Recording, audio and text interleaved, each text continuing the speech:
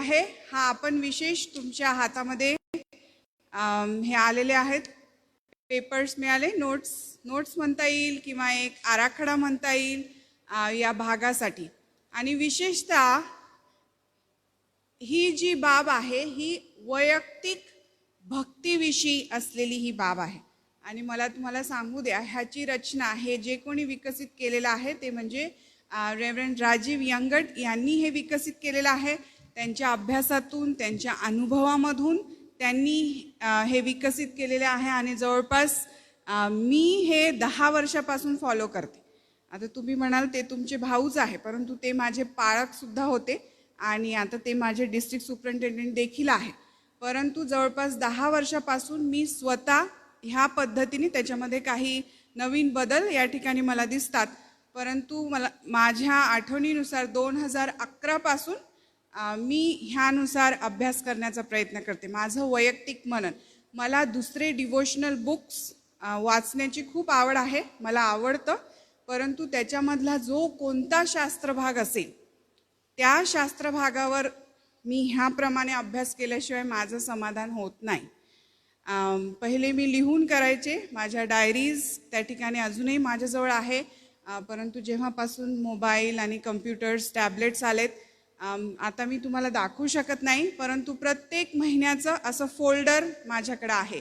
Yearly folders मी त्या ठिकाणी तयार केले आणि त्या फोल्डरमध्ये प्रत्येक दिवस काही महिन्यांमध्ये मी माझं हेडिंग त्या ठिकाणी टाकलेलं आहे आणि हे जेव्हा आपण आपलं स्केड्यूल बघितला तर त्याच्यामध्ये आपण बघितलं स्टोरी टेलिंग, वैयक्तिक मनन आणि संदेशाची तयारी। आणि मला तुम्हाला हे पण सांगू द्या माझे बरेचसे संदेश पाळकीय सेवेमध्ये किंवा अजूनही ह्या वैयक्तिक मननामधून तयार झालेले आहेत आणि माझा वैयक्तिक अनुभव हा आहे, म्हणजे तुम्ही मला चूकही म्हणू शकाल, पण मला जर संदेशामध्ये मुद्दे नाही तर मला संदेश ऐकायला खूप कठीण जातं। म्हणजे दुसरं कोणीतरी जरी संदेश देत असेल परंतु त्याच्यामध्ये जर ठळक मुद्दा नाही, पॉइंट्स नाही, तर मी जास्त वेळ स्वतःला तिथं शांत बसून ठेवू शकत नाही आणि तीच सवय मला आहे। जेव्हा लोक मला ऐकतील त्यांच्याजवळ काहीतरी सॉलिड थॉट असणं, एक सॉलिड विचार घेऊन किंवा एक आव्हान घेऊन ते तिथून बाहेर पडले पाहिजे अशी माझी इच्छा आहे। आणि त्यांच्यातही सर्वात मोठा भाग दादांचा आहे, कारण सर्वात जास्त मी ज्यांचे संदेश ऐकले असतील ते म्हणजे माझे वडील रेव्हरंड ए.के. यंगट आणि रेव्हरंड राजीव यंगट, कारण त्यांच्या पाळकीयपणामध्ये मी जास्त वाढले, त्यांचं पाळकपण मला त्या ठिकाणी खूप जास्त प्रमाणात अनुभवण्यास मिळालं म्हणून, आणि हे अतिशय उत्तम असं आहे। आणि मला वाटतं जवळपास 7 ते 8 महिन्यापूर्वी मी दादांना विनंती केली की दादा तू हे स्पंदनला म्हणजे माझा जो मुलगा आहे त्याला हे समजून सांग, आणि तो 7व्या वर्गामध्ये होता, आता तो 8वीमध्ये जाईल आणि तो देखील त्याची डायरी मेंटेन करत आहे, त्याच्याजवळ त्याचं लॅपटॉप आहे, परंतु मी त्याला सांगितलं नाही तू ते लिहून काढ आणि मी काय त्याच्यात बघत नाही, कारण जेव्हा तुम्ही आपण बघू, पण मी त्याला प्रश्न विचारते कधी कधी, आज तू काय शिकला, आज देवबाप तुझ्यासंगती काय बोला, आणि तो मला वचनही सांगू शकतो, कोणते वचनावर त्यांनी जास्त त्या वचनाने त्याचं लक्ष केंद्रित केलं आणि तो काय त्याच्यामधून शिकला किंवा त्याचा जो काही आशीर्वाद त्या दिवसासाठी होता तो मला सांगतो आणि त्या ठिकाणी जसं त्याला जमेल तसं तो लिहायचा प्रयत्न करतो। आणि म्हणून वैयक्तिक मनन आपल्या ख्रिस्ती जीवनामध्ये आणि विशेषतः पुढारी जीवनामध्ये हे फार महत्त्वाचं आहे। तर आमच्या वडिलांची पद्धत अशी होती, दादांनी काही उदाहरणं सांगितले, पण सकाळी उठलं त्यांचं म्हणणं असायचं तुम्ही शास्त्र वाचन आणि प्रार्थना ही केलीच पाहिजे, आणि त्यांचं चेक करणं जे होतं आमच्या वैयक्तिक मननाबाबत ते काय असं रोज काही विचारायचे नाही, आज तू काय विचार, पण एखाद्या वेळेस असे विचारते, सांग आज काय वाचलं, कोणता अध्याय वाचला, काय सांगितलं देवबापांनी, पण असं त्या ठिकाणी ते त्यांनी आम्हाला एनकरेज केलं, परंतु एक व्यवस्थित आराखडा जो आहे तो ह्या बाबींमुळं मी शिकू शकले आणि आज आनंद आहे की आम्ही ते तुमच्यापर्यंत पोचतं करू शकतो, कारण हे फार लाभदायक आहे। आणि त्यातूनही तुम्ही जसं आपण स्टोरी टेलिंग बघितलं, पुष्कळ अशा नवीन गोष्टी, नवीन कल्पना आपल्याला त्या ठिकाणी मिळतात।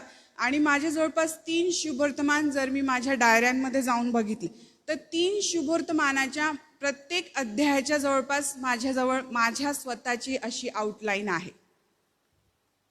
म्हणजे माझं स्वतःचं, दुसऱ्यांचं नाही, परंतु देवबापांनी मला जे शिकवलं त्याच्यामधून असे मुद्देसूद मी त्या ठिकाणी ते लिहून ठेवलेले आहे. म्हणून मला त्याच्याविषयी आनंद वाटतो, कारण ती आपली वाढ आहे. ख्रिस्ती बाबींमध्ये आपला स्वतःचा एक विशिष्ट अभ्यास त्या ठिकाणी आहे. म्हणून तुमच्या हातामध्ये जे आहे एक एक बाब आपण त्या ठिकाणी बघणार आहोत आणि त्याच्याकडे आपण जाणार आहोत. सुरुवातीची वेळ, ज्या कोणत्या वेळी तुम्ही ह्या मननासाठी बसणार आहात ती वेळ तुम्ही त्या ठिकाणी टाकायची आहे. आणि असंच्या असं तुम्ही कॉपी करू शकता तुमच्या डायरीमध्ये. एक आठवडा तुम्ही केलं की तुमचं सगळं लक्षात राहणार की काय कशानंतर कोणती पायरी येते, कसं तुम्ही पुढे जायचं आहे. आता मी ज्या पद्धतीने शिकले त्याच्यामध्ये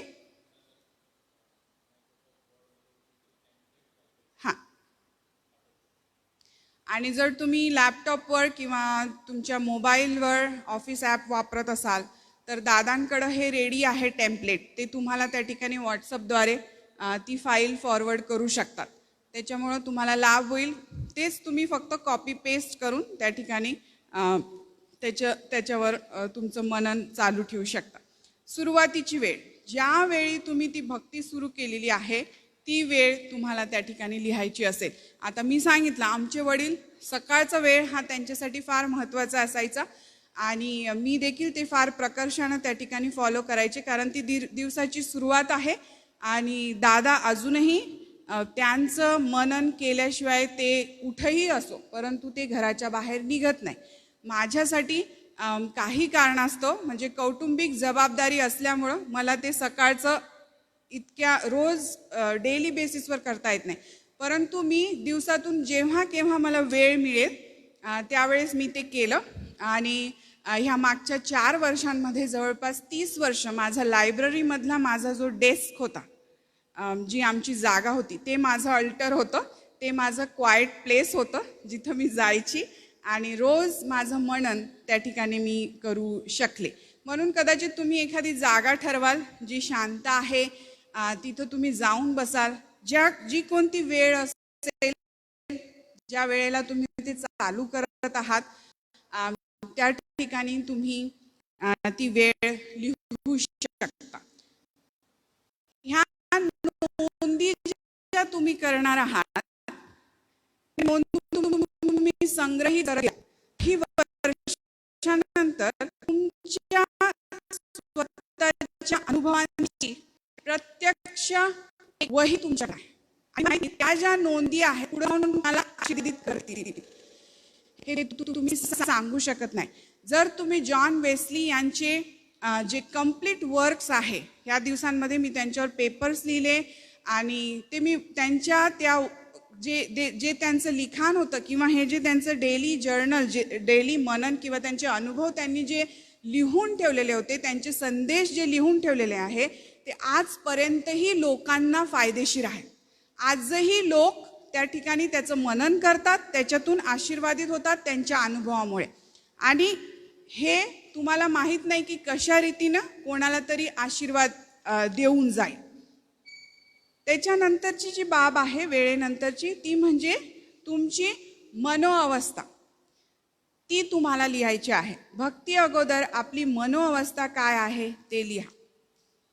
सकाळी तुम्ही उठता किंवा ज्या कोणत्या वेळेला तुम्ही तुमचं मनन करणार आहात त्या सकाळी उठण्याच्या वेळेस कदाचित तुमच्या डोक्यामध्ये एखादा विचार असेल, ती चिंता असेल, काहीतरी दुसरं काहीतरी असेल. कदाचित आनंदित तुम्ही असाल एखाद्या गोष्टीसाठी, असं पण होऊ शकतं. कदाचित काहीतरी प्रश्न जीवनामध्ये आहेत, त्या प्रश्नाविषयी तुम्ही विचार करत आहात, त्याच्यासाठी सोल्युशन शोधत आहात. कदाचित शारीरिक त्रास असेल, कौटुंबिक काहीतरी त्या ठिकाणी समस्या असेल, लेकराविषयीच्या समस्या असतील, कदाचित आर्थिक समस्या असेल, मानसिक त्रास असेल, त्या ठिकाणी अशांतता असेल, आपण सांगू शकत नाही. परंतु तुम्ही छान काय म्हणतो त्याला आपण व्यवस्थित त्या ठिकाणी लिहू शकता.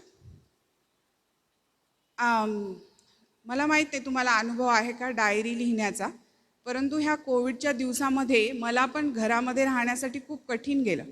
आणि माझ्या ह्या काळामध्ये तरुणपणाच्या दिवसामध्ये पण मी एक गोष्ट अनुभवली, जर तुम्ही तुमचं मन कोणाजवळ मोकळं करू शकत नाही, परंतु तुम्ही ते जर लिखित स्वरूपात एखाद्या पानावर लिहितात तर ते तुम्हाला लाभदायक आहे तुमच्या जीवनामध्ये. काही गोष्टी तुम्ही कोणाशी बोलू शकत नाही, परंतु जर तुम्ही त्या पानांवर लिहून काढत आहात तुम्हाला एक समाधान वाटतं. आणि मी कधी तुम्ही देवबापाला पण पत्र लिहू शकतात. एक पद्धत ती आहे. कोणाला तरी देवाशी तुम्ही बोलता ते तुम्ही लिहून देखील ठेवू शकता. आणि या ठिकाणी या मनोअवस्थेच्या भागामध्ये ते तुम्हाला जाणवेल. तुमच्या डोक्यामध्ये जे काही चाललेलं आहे त्या क्षणी त्यावेळी ते तुम्ही तिथं लिहू शकता. चिंता असेल, आनंद असेल, त्रास असेल, शारीरिक दुःख असेल, जगाचं कसं होईल, माझ्या मंडळीचं कसं होईल, काहीही त्या ठिकाणी जे तुमच्या डोक्यामध्ये प्रश्न आहेत, तुमची जी मनोअवस्था आहे ती त्या ठिकाणी तुम्ही लिहून काढायची आहे. कदाचित ती थोडक्यात तुम्हाला लिहावी वाटत असेल, कदाचित ती चांगलं स्पष्टीकरण लिहून मन मोकळेपणाने तुम्ही त्या ठिकाणी ती लिहू शकता. मग त्याच्यानंतर जो आहे तो आहे शास्त्रभाग. कोणता शास्त्रभाग वाचलात ते तुम्हाला त्या ठिकाणी लिहायचं आहे. आता कोणी तुम्ही जसं मी म्हटलं की मला डिवोशनल बुक्स वाचायला आवडतात, मग त्याच्यामध्ये कधी व्यवस्थित शास्त्राच्या पुस्तकानुसार आपण पुढे जाऊ शकत नाही, परंतु काही व्यवस्थित उत्पत्ती, निर्गम असं देखील आपण वाचू शकतो. सुंदर असं किंवा एखादं पुस्तक निवडून स्तोत्रसंहिता आहे, मग पूर्ण स्तोत्रसंहिता 1 ते 150 अध्याय, एका दिवसाला 1 अध्याय, जसं तुम्हाला वाटतं तसं तुम्ही त्या ठिकाणी. परंतु शास्त्र भाग कोणता तुम्ही वाचलेला आहे तो त्या ठिकाणी तुम्हाला लिहायचा आहे. तो 1 अध्याय असेल किंवा मग एका अध्यायातील काही वचनं असतील ती तुम्हाला त्या ठिकाणी लिहायची आहे. उत्पत्ती 1 ते 10, 1 ते 15 किंवा मग संपूर्ण उत्पत्ती 1 हा त्या ठिकाणी तुम्ही वाचणार आहात. मग तो शास्त्रभाग तुम्ही वाचाल.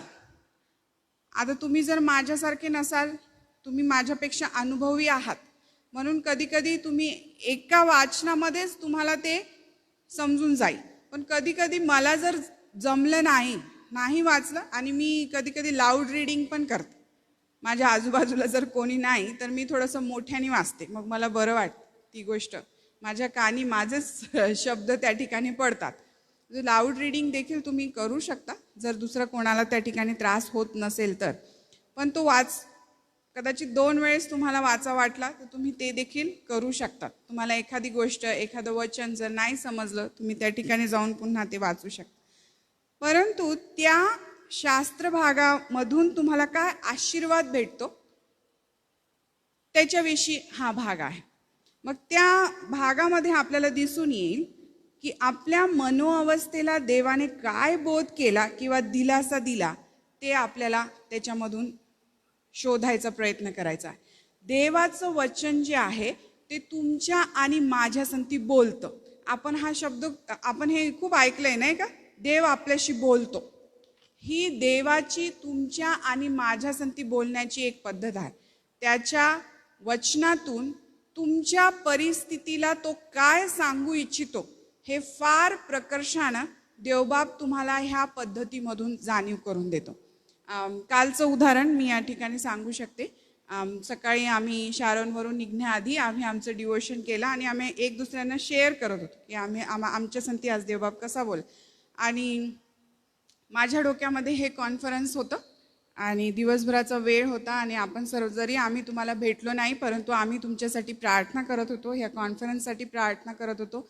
आणि देवबापानी मला मत्त्यामधून एक त्या ठिकाणी पॅसेज माझ्या समोर आणला आणि ज्याच्यामध्ये देवबाप हा शिष्यांची निवड करत आहे. शिष्यांची नावं त्या ठिकाणी तो बोलत आहे, त्यांच्याविषयी तो सांगत आहे. त्या निवडी बाबत कालच्या दिवसासंबंधी विचार करत असताना माझी मनोअवस्था की आधी कॉन्फरन्स आहे, ती कॉन्फरन्स व्यवस्थित कशी होईल, कशा रीतीने आमचे सेशन्स होतील, अशा प्रकारचे विचार माझ्या डोक्यामध्ये होते.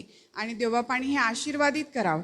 आणि माझा आशीर्वाद हा होता की आपण सर्व त्याच्याद्वारे निवडल्या गेलेलो आहोत.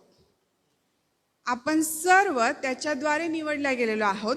आणि जर माझा मी विचार करतात, आम्ही आमचा आता हा जो काळ आहे, जवळपास आम्हाला 15-20 दिवस झाले वापस येऊन, परंतु आम्ही विचार करत आहोत की देवबाप आम्हाला पुढचं पाऊल कसं टाकायला लावणार. आणि कालच्या दिवशी देवबापाने मला सांगितलं की तुला देवाने निवडलेलं आहे आणि देव तुला पुढं पाऊल कसं टाकायचं हे सांगेल. परंतु या ठिकाणी आजच्या ह्या परिस्थितीमध्ये, ह्या कॉन्फरन्समध्ये तुला निवडलेला आहे आणि जे निवडलेले आहेत त्यांच्या संगती राहून तुम्हाला पुढे जायचं आहे.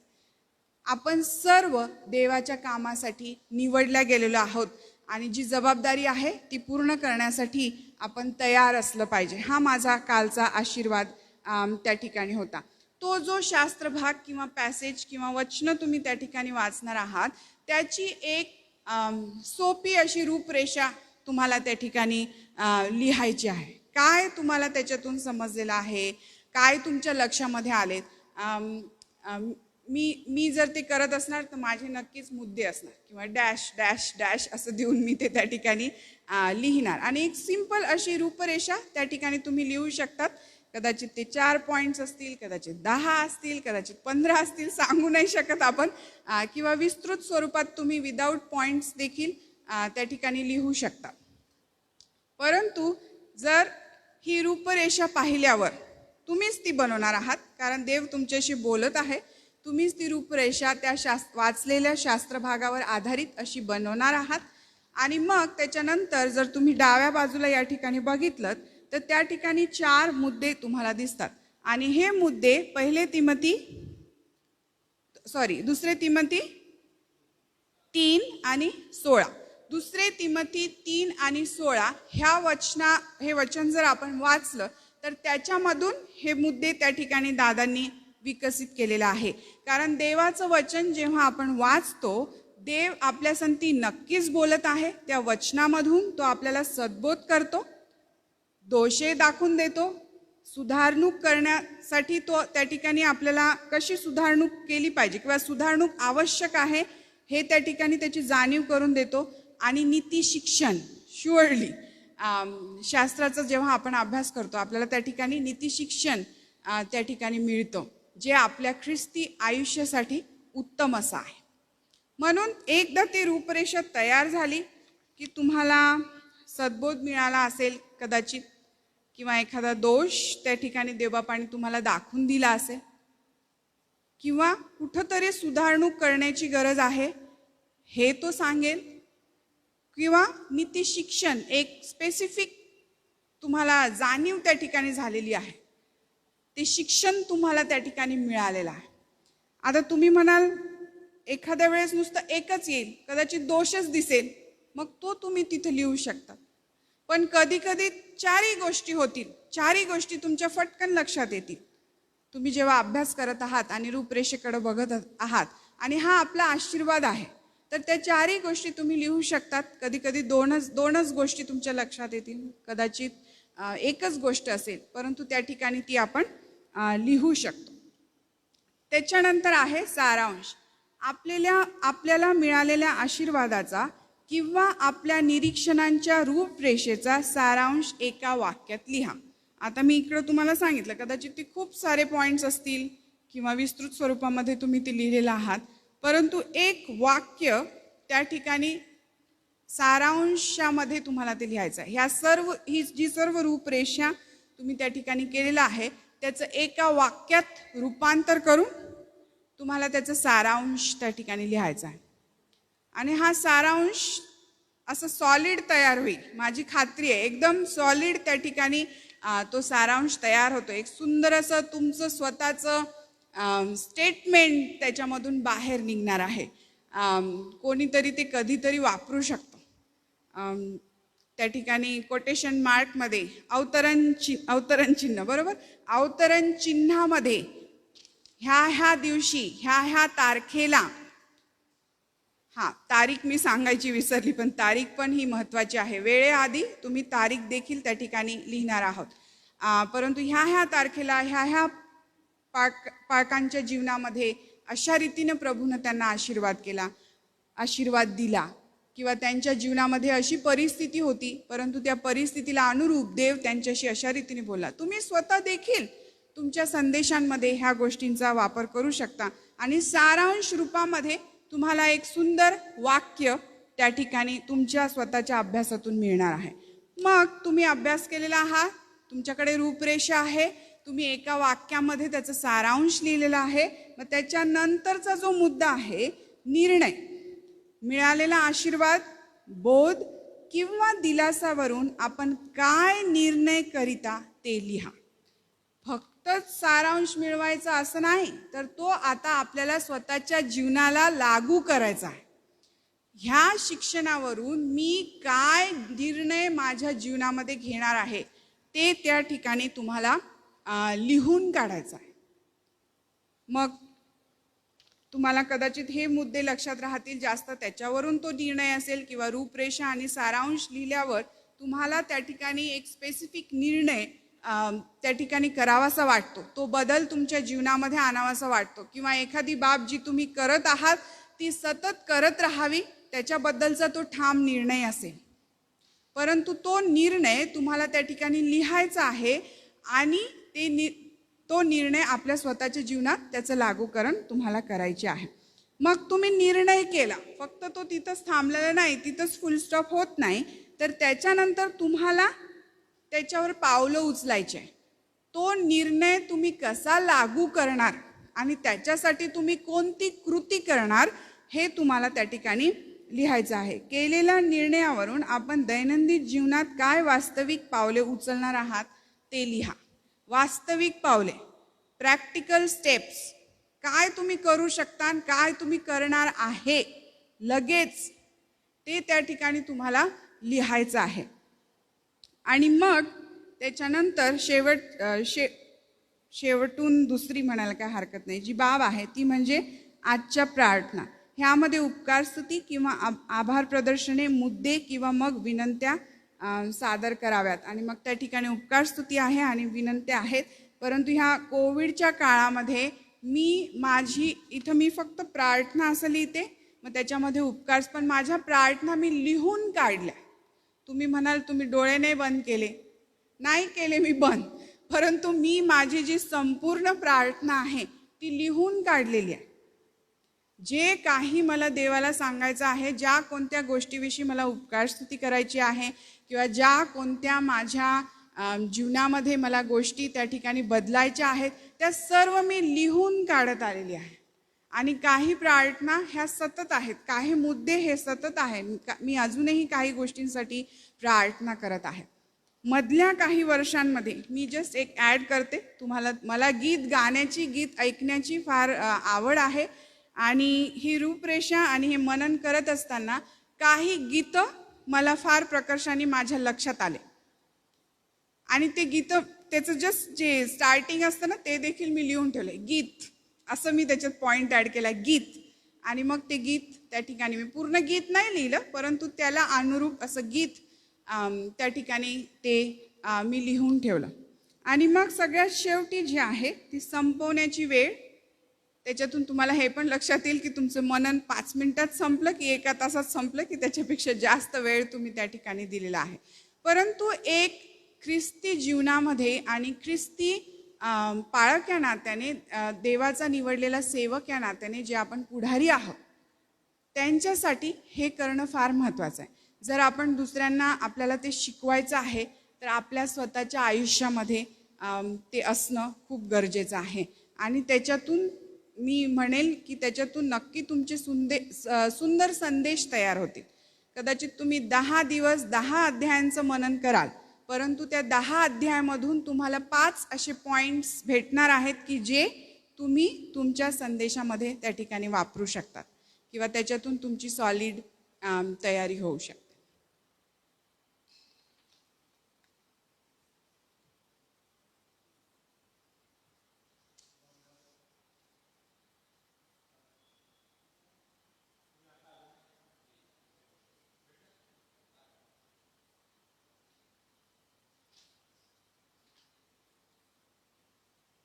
आभार मानतो.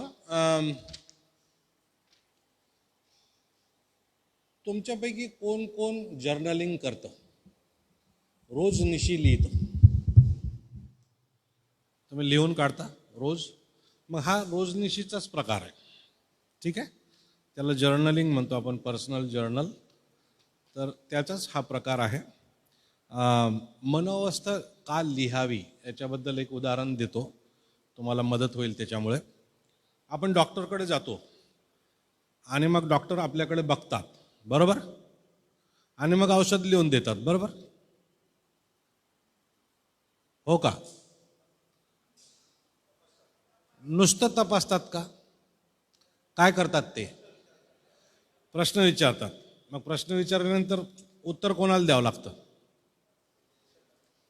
आपल्याला बोलावं लागतं. आपण जर गेलो, डॉक्टर साहेब इकडं दुखतंय, आता बघा पोट सुद्धा इकडं दुखत असेल तर वेगळा प्रॉब्लेम होतो, इकडं दुखत असेल तर वेगळा प्रॉब्लेम. इकडे दुखत असेल तर पोट स्वच्छ नाही, इकडे दुखत असेल तर अपेंडिक्स असू शकतं किंवा गॉल ब्लॅडर स्टोन असू शकतो, नाही का? तर डॉक्टर आपल्याला विचारतात की तुम्हाला काय काय होत आहे.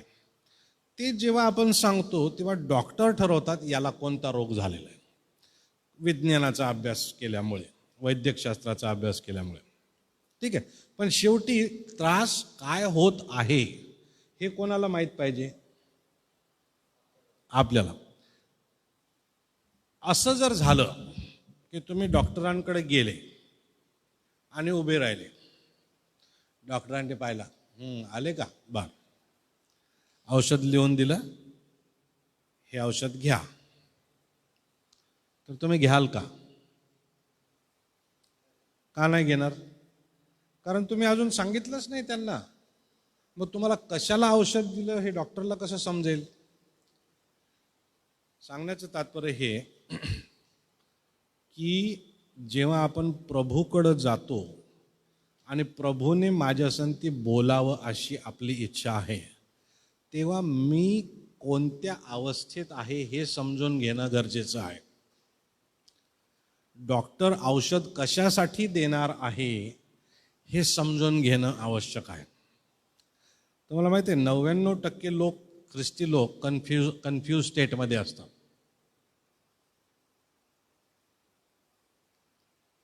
तुम्हाला माझं विधान टोकाचं वाटत असेल, पण ते खरं आहे. तुम्ही तपासणी करून बघा. 99% ख्रिस्ती लोक कन्फ्यूज असतात. त्याचं कारण हे की देव त्यांच्यासंती बोलतो, पण ह्यांना माहीत नसतं का बोलत आहे, यांना समजत नाही का बोलत आहे. म्हणून मी कोणत्या मनाच्या अवस्थेमध्ये आहे, काय सुरू आहे माझ्या मनामध्ये, कशा संदर्भात आहे, आनंदासंदर्भात आहे का, शिक्षणासंदर्भात आहे का, पत्नी संदर्भात आहे का, मुली संदर्भात आहे का, मुलासंदर्भात आहे का, लग्नासंदर्भात आहे का, चर्च पॉलिटिक्स संदर्भात आहे का, देण्याघेण्यासंदर्भात आहे का, 1000 प्रश्न असतील. त्या कशा संबंधाने विचार सुरू आहेत माझ्या मनामध्ये हे लिहून काढा आणि मग शास्त्र वाचा. मग शास्त्र वाचा. तुमच्या मनोअवस्थेला देव त्या दिवसाच्या शास्त्र भागातून बोलतोच, बोलणारच, ठीक आहे. प्रीतीविषयी संघर्ष करत असाल तर पहिले Corinthians 13 मध्येच गेलं पाहिजे असं आवश्यक नाही. संपूर्ण बायबल प्रीतीबद्दल आहे. तो तुम्हाला उत्पत्तीच्या पहिल्या अध्यायातूनही प्रीतीबद्दल बोलू शकतो आणि प्रगटीकरणाच्या 22व्या अध्यायातूनही प्रीतीबद्दल बोलू शकतो, ठीक आहे. तर म्हणून मनोअवस्था लिहून काढायची सवय ठेवा. कधी कधी तुम्हाला प्रश्न पडेल की ही माझी डायरी प्रायव्हेट राहिली पाहिजे, काही नाजूक बाबी कदाचित तुम्ही त्याच्यात लिहाल, पण मला तुम्हाला उत्तेजन देऊ द्या, घाबरू नका. जे काही असेल, कदाचित मनात पाप आला असेल, बसल्या बसल्या लिहा, देवबापा हे पाप लयच करूशी वाटतंय, ह्या गोष्टीकडे मी आकर्षित होतो, लिहा. कदाचित तुमची डायरी एखाद्याच्या हाती लागेल आणि तोही त्या संघर्षातून जात असेल तर तुम्हाला नंतर देवाने त्याच्यावर कसा विजय मिळवायचा हे वाचून त्याचं तारण होऊ शकतं. प्रामाणिक असा, लिहून काढण्यामध्ये प्रामाणिक असा, घाबरू नका, संशय मनामध्ये बाळगू नका. माझ्या लेकरांनी वाचलं तर काय होईल, काळजी करू नका. जे येतं आहे, जी मनाची अवस्था ती लिहून काढा आणि मग देवाच्या वचनाला तुमच्याशी बोलू द्या. दुसरं लिहून काढण्यामागचं कारण हे बायबल वापरणारे आहेत, तुम्ही माझी पटकन सहमत व्हाल. देवबाप संदर्भाशिवाय कधीच बोलत नाही. देवबाप संदर्भाशिवाय कधीच बोलत नाही. कॉन्टेक्स्ट, पार्श्वभूमी, ठीक आहे. काहीतरी विशिष्ट पार्श्वभूमी असते, काहीतरी विशिष्ट परिस्थिती असते, त्यामध्ये देव बोलतो, ठीक आहे. म्हणून तुम्हाला तुमची पार्श्वभूमी, तुमचा संदर्भ, तुमचा कॉन्टेक्स्ट, तुमची हल्लीची अवस्था माहीत असणं आवश्यक आहे. मग देव काय बोलला हे तुम्हाला समजेल. म्हणून मनोअवस्था लिहून काढा, ठीक आहे. श्रद्धाबाईंनी सांगितल्याप्रमाणे माझे बहुतांश नाही, माझे सगळेच संदेश माझ्या मननातून येतात. म्हणून मागच्या वर्षभरात तुम्ही जर एखाद दोन माझे संदेश ऐकले असतील किंवा जास्त, त्या सर्वांच्या नोंदी तुम्हाला माझ्या वैयक्तिक मननात सापडतील. आणि त्यांनी सांगितल्याप्रमाणे माझ्या उपकारस्तुती, माझ्या प्रार्थना सुद्धा लिहिलेल्या आहेत. मला हा प्रकार करायला सकाळी 1.5 तास लागतो. मला 1.5 तास त्याच्यामध्ये घालवावा लागतो. कधी कधी सकाळी जमत नाही, गडबड असते, दुपारी करतो. देवाचं वचन असं कुठंच म्हणत नाही की देवबाप सकाळीच बोलतो किंवा दुपारीच बोलतो किंवा संध्याकाळीच बोलतो. तुम्ही जेव्हा त्याच्याजवळ बसाल तेव्हा तो बोलायला तयार आहे. आमेन. जेव्हा तुम्ही त्याच्याजवळ बसता तेव्हा तो बोलायला तयार आहे. परंतु वेळ द्यायला शिकूया. तर तुमचं वैयक्तिक अभ्यास फार दांडगा होईल, तुमचं वैयक्तिक आध्यात्मिक जीवन फार दांडगं होईल. देवाचा आवाज ऐकण्याचं सर्वात अधिकृत साधन पवित्र शास्त्र आहे. देवाचा आवाज ऐकण्याचं सर्वात अधिकृत साधन पवित्र शास्त्र आहे. म्हणून त्या शास्त्रासंती वेळ घालवण्याचा हा एक प्रकार आहे, ठीक आहे. माझ्या प्रार्थना सुद्धा जवळपास 11 पानाच्या माझ्या प्रार्थना आहेत रोजच्या. त्या मी रोज एडिट करतो आणि रोज त्या वाचून प्रार्थना करतो, ठीक आहे. म्हणजे रोज काय प्रार्थना केली त्याची नोंद माझ्याजवळ आहे. एक उदाहरण मला तुम्हाला द्यायला आवडेल, प्रोत्साहन म्हणून. या गोष्टी करायसाठी प्रोत्साहन. मला हे करता करता आता जवळपास 20 वर्ष झालेत. 20 वर्षापासून मी हे करत आहे आणि 20 वर्षापासून याच्यामधले मुद्दे वाढत गेलेत. ही गीताची आयडिया मला फार छान वाटली. गीत याच्यामध्ये ॲड करता येईल आणि कदाचित you can add that to your Sunday worship also. पाळत तुम्ही जर आहात आणि देवानं काही गीतं तुमच्या मननाच्या आधारे तुम्हाला सुचवलेले असतील तर संदेशाला धरून ते असतील, ती गीतं तुम्ही म्हणायला ठरवू शकता. परंतु हे करायला सुरुवात केलेली असताना एक दिवशी एका प्रसंगातून मी जात होतो.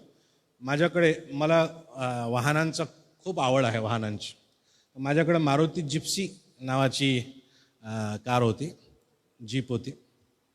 तर ती आता फार खराब अवस्थेत आली, खूप खर्च तिला येईल हे पाहून मी विकायला काढली आणि लगेच गिराईक तिला लागलं. ती विकली, तिचे पैसे घेतले, घरामध्ये ठेवले. मग चर्च ऑफ द नॅझरेनमध्ये पाळक लोकांना सेंट्रली पगार दिला जातो. माझे वडील त्यावेळेस डिस्ट्रिक्ट सुपरिटेंडेंट होते. ते म्हटले, अरे तू गाडी विकली, त्याचे पैसे कुठे आहेत? म्हटलं आहेत, ठेवले. ते म्हटले, ते पैसे मला दे. यावेळेस पाळक लोकांचे पगार देण्याचे पैसे अजून आलेले नाहीत, तर ते आल्यानंतर मग तू घेऊन टाक, पण सध्याचे ते पैसे मला दे. आता मला प्रश्न पडला की ह्यांचे पैसे कधी येतील?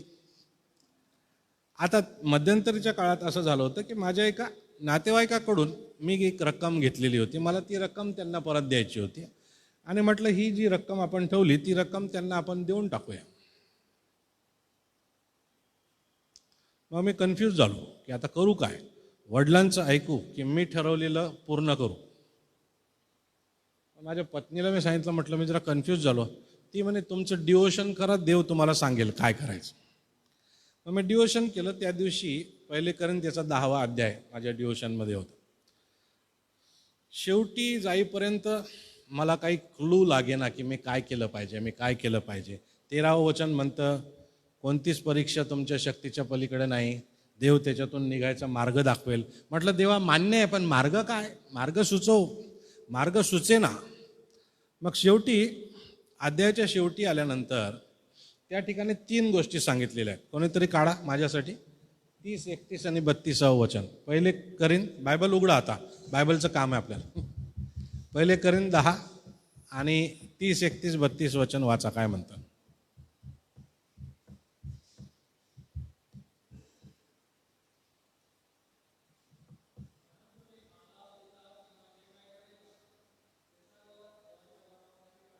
बरं, पुढं.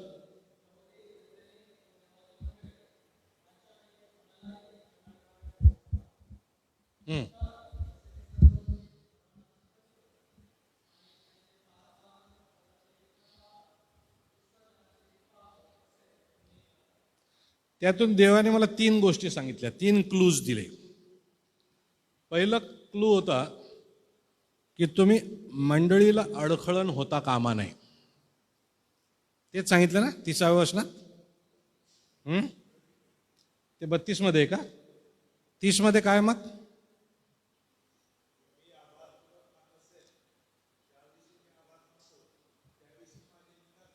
बरं, खाता पिता ते कशामध्ये आहे? बरं, त्याच्यामध्ये अडखळण व्हायचं नाही. दुसरं सांगितलं, देवाचा गौरव झालं पाहिजे. जे काही करता त्याद्वारे देवाचा गौरव झाला पाहिजे. आणि तिसरं, एकट्याचं नाही तर अनेकांचं हित झालं पाहिजे.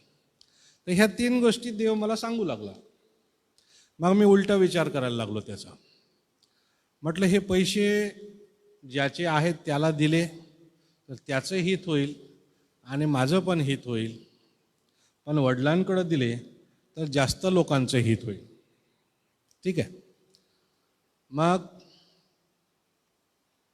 एक मुद्दा अलीकडं पुन्हा, हे ज्याचे पैसे आहेत त्याला दिले तर त्याच्यातूनही देवाचं गौरव होईल. वडिलांना दिले त्याच्यातून जास्त देवाचा गौरव होईल. कसं? वडिलांना दिले तर वडील सर्वांना वेळेवर पगार देऊ शकतील. वेळेवर पालकांना पगार मिळाले तर ते आनंदाने उपदेश करतील. आनंदाने उपदेश करतील तर सर्व मंडळ्या आशीर्वादित होतील. म्हटलं याच्यात जास्त देवाचा गौरव होईल. ह्यालाही देतो तरी अडखळण होत नाही, यालाही देतो तरी मंडळीला अडखळण होत नाही. परंतु इकडं जर दिलं नाही तर मंडळींना निश्चित अडखळण होऊ शकतो. मग मी निर्णय केला, म्हटलं देवा मी वडिलांना पैसे देऊन टाकणार. आणि देऊन टाकले. त्यांनी पगार देऊन टाकले. आणि मग तिथं मी खाली माझ्या निर्णयामध्ये लिहिलं की देवबापा ही माझी तुझ्यासोबत पार्टनरशिप आहे. मी काय लिहिलं? देवबापा ही माझी तुझ्यासोबत पार्टनरशिप आहे. आता ह्यांना पैसे कसे द्यायचे ते तू ठरव. ठीक आहे. मी तुझ्या सांगण्यानुसार आता वागलो, ह्याची काळजी आता कशी घ्यायची ती तू घे. 3ऱ्या दिवशी आम्ही ह्या व्यक्तीच्या समोर बसलो. Sasane brother is witness. आणि दादा आणि आमची टीम, त्यावेळेस आम्ही हग्ग इन्स्टिट्यूटमध्ये इतकं काम केलं की विदर्भ आम्ही नुसता पिंजून काढला. मग आम्ही मुंबईला बसलेलो होतो. जॉन हग्गे सर आले होते त्या वर्षी. तर त्या ठिकाणी आम्ही मुंबईला बसलो ह्या व्यक्तीच्या समोर आणि त्यांना सांगत होतो की इथे सेमिनार झाला, इथे सेमिनार झाला, असं पुढाऱ्यांच्या जीवनात परिवर्तन होतंय, तसं पुढाऱ्यांच्या जीवनात परिवर्तन होतंय, हे घडतंय, ते घडतंय, याने असा पश्चाताप केला, याने असं पाप कबूल जाहीररित्या केलं वगैरे वगैरे. ते सगळं रिपोर्ट आम्ही त्यांना देत होतो. मग ते गृहस्थ मला म्हणाले की काहो तुम्ही हे कसं करता? तर म्हटलं देवबाप पुरवतो. आणि लिटरली त्या काळामध्ये असं पुरवलं देवाने की काही विचारू नका तुम्ही. खूप साक्षी आम्ही सांगू शकतो. मग तो म्हटलं थांबा जरा. मग तो म्हणे मी तुम्हाला ते पैसे दिले होते. मला एकदम धसकन झालं. अरे म्हटलं हा मागतो आता पैसे. तर त्यांचं वाक्य पूर्ण होण्याच्या आधीच मी त्यांना म्हटलं हो हो त्याची व्यवस्था मी करत आहे. I am working on that. ते म्हटलं नाही नाही पाळक साहेब माझं ऐकून घ्या, मी काय म्हणतो ते ऐकून घ्या. म्हटलं काय? तुम्ही एक काम करा, ते पैसे मला देऊ नका. आता तो होता बिझनेसमॅन. मला काय वाटलं तो हे सांगेल की याला याला द्यायचे आहेत त्याला देऊन टाक किंवा इथे इथे खर्च कर, असं काहीतरी तो व्यक्ती सांगेल. पण म्हटलं मी काय म्हणता तुम्ही, तर म्हणे तुम्ही बरोबर ऐकलं, मी तुम्हाला दिलेले पैसे तुम्ही मला परत देऊ नका. तर म्हटलं मग काय करू, ते तुमच्या सेवेसाठी पाहिजे तसे वापरा आणि मी तुम्हाला आयुष्यात पुन्हा कधीच त्या पैशांबद्दल बोलणार नाही, मला त्याचा हिशोब सुद्धा नको. तुम्हाला माहिती आहे किती रुपये होते ते? 50,000 रुपये. 2006 मधली गोष्ट आहे. 50,000 रुपीज. आता तुम्ही मला सांगा, मी जर देवाचं वचन वाचून निर्णय घेतला नसता, कृती केली नसती, तर तो इतका मोठा अद्भुत अनुभव मला आला असता का? मी त्या दिवसानंतर पैशाबद्दल काळजी करायचं सोडून दिलेलं आहे आणि देवबापाने प्रत्येक वेळेस माझी गरज भागवलेली आहे. आमेन. तर अशी मी अनेक उदाहरणं तुम्हाला देऊ शकतो. माझे सगळे आतापर्यंतचे रेकॉर्ड जर जमा केले तर माझ्याकडं नक्की 1189 रूपरेषा भेटतील. बायबलच्या प्रत्येक अध्यायावरती माझ्याकडे रूपरेषा मिळेल असा माझा विश्वास आहे. तर आज सकाळचा माझा अध्याय होता दुसरे इतिहास 29वा अध्याय. हिजकिया राजा बनतो. हिजकिया राजा बनतो आणि धार्मिक काम करतो. पहिलं काम राजा झाल्यावर त्याने हाती घेतले, मंदिर उघडले, मंदिरामधली उपासना, बळी अर्पण केलं, याजकांचे नेमणूक केली, स्वच्छता केली, वगैरे वगैरे वगैरे. धडा काय शिकलो तुमच्यासाठी महत्वाचं आहे, ऐकून घ्या. धडा काय शिकलो? तुमचं नेतृत्व कोणत्याही प्रकारचं असो, राजा झाला म्हणजे तो मिलिटरी लीडर होता, ठीक आहे. तुमचं नेतृत्व, तुमचं पुढारी पण देवानं दिलेलं कोणत्याही प्रकारचं असो, त्याचा परिणाम वैयक्तिक आणि सामाजिक जीवनात देवनिष्ठा निर्माण करण्यात झालं पाहिजे. तुम्ही कोणत्याही प्रकारचे पुढारी असा, त्याचा परिणाम, त्याचा उपयोग वैयक्तिक जीवनात आणि सामाजिक जीवनात देवनिष्ठा निर्माण करण्यामध्ये झाला पाहिजे. म्हणजे देवाशी एकनिष्ठ राहणे हे होण्यामध्ये झाला पाहिजे, वैयक्तिक जीवनातही झाला पाहिजे आणि तुमच्या अखत्यारीत दिलेले जे लोक आहेत, संस्था आहेत, त्यांच्या जीवनातही झालं पाहिजे. आणि माझा विश्वास आहे हा त्याचाच भाग आहे. आमेन. हा त्याचाच भाग आहे. सो असंख्य फायदे याचे आहेत. जी प्रार्थना सेक्शन आहे याचा मी 10 विभाग केलेले आहेत प्रार्थना सेक्शनमध्ये. पहिली थोडा वेळ मी वैयक्तिक माझ्यासाठी प्रार्थना करतो, मग माझ्या कुटुंबासाठी प्रार्थना करतो, मग माझ्या मंडळीसाठी प्रार्थना करतो, मग माझ्या संस्थेसाठी म्हणजे माझ्या धर्मप्रांतासाठी प्रार्थना करतो, मग संस्थेसाठी आमच्या राष्ट्रीय स्तरावरची संस्थेचं काम जे आहे त्याच्यासाठी प्रार्थना करतो, मग संस्थेसाठी आमचं युरेशिया नावाचं विभाग आहे त्या विभागासाठी प्रार्थना करतो, आणि मग जागतिक कार्य जे आहे त्याच्यासाठी प्रार्थना करतो. ठीक आहे. मग मला पुढारीपणासाठी विशेष पाचारण आहे, पुढारी निर्माण करण्यासाठी. म्हणून मग पुढारी विकास कामं जी आहेत किंवा पुढारी विकास क्षेत्र जे आहे त्याच्यासाठी मी प्रार्थना करतो. त्यामध्ये मग अनेक पुढाऱ्यांसाठी सुद्धा मी प्रार्थना करतो. त्याच्यानंतर माझ्या संबंधात असणारे काही लोक असतात, त्यांच्या वैयक्तिक विनंती असतात. माझ्या मुलीसाठी प्रार्थना करा, माझ्या भावासाठी प्रार्थना करा, अशा काही विनंती असतात, त्याच्यासाठी मी प्रार्थना करतो. मग माझी वैयक्तिक लिखाण कामं जी मला करायची आहेत त्याच्यासाठी मी देवाची शक्ती मागतो, किंवा असे जे तयार करायचे असतात त्याच्यासाठी मी शक्ती मागतो. आणि शेवटी आता मागच्या 1.5 वर्षापासून वैश्विक करोना अवस्था याच्यासाठी प्रार्थना करतो. तर असे 10 विभाग मी केलेले आहेत त्याचे. तर तुम्ही पाहिजे तेवढे करू शकता, कमी करू शकता, जास्त करू शकता. पण या सर्व प्रार्थना मी लिहून काढतो आणि रोज त्या एडिट करतो. ज्यांचं उत्तर मिळालं त्याच्यासाठी देवाचे आभार मानतो, ज्यांचं नाही मिळालं त्यांच्यासाठी प्रार्थना करत राहतो. तुमच्याहीसाठी आमच्या प्रार्थना सुरू होत्या. तर हा झाला भाग वैयक्तिक मनन ह्याचा, आणि संदेशामध्ये सुद्धा याचा तुम्हाला खूप खूप फायदा होईल. तर ही एक पद्धत आहे, तुम्ही हीच अवलंबली पाहिजे असं आवश्यक नाही.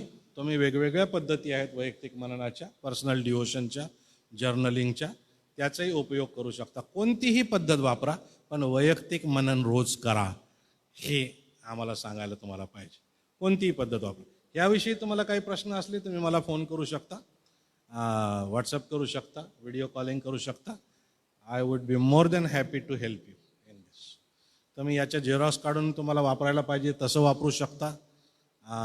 ह्याचं मी टेम्पलेट बनवलेलं आहे मायक्रोसॉफ्ट वर्डमध्ये. म्हणजे टॅब दाबल्याबरोबर पुढच्या सेक्शनमध्ये आपण जातो. तुम्हाला ते वापरायला पाहिजे तर मला तुम्हाला ते शेअर करायला आवडेल. मी शेअर करेन तुमच्या संगती. नुसतं ते मायक्रोसॉफ्ट वर्डमध्ये ओपन करा आणि मग टाईप करा. आणि हे युनिकोड फॉन्टमध्ये केलेलं आहे मी. त्याच्यामध्ये बहुतांश कॉम्प्युटरमध्ये ते फॉन्ट्स आहेत.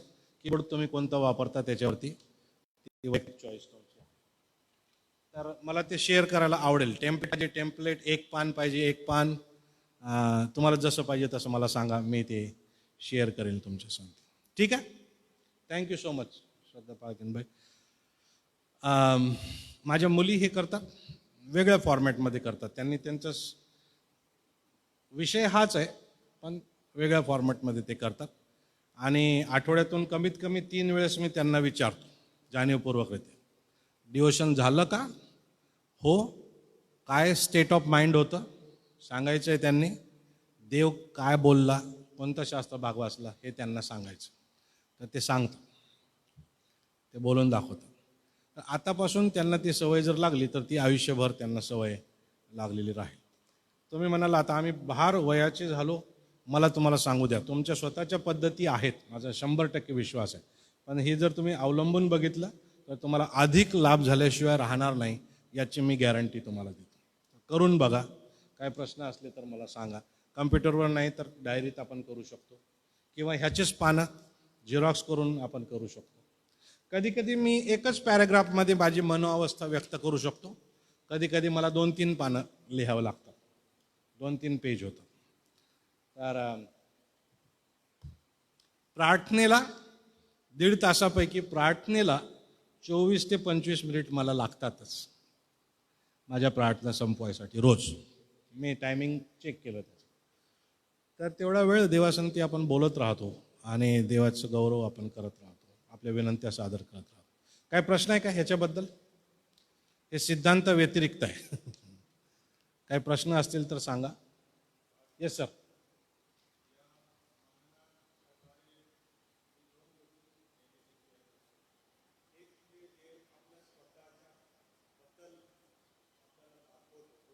यस.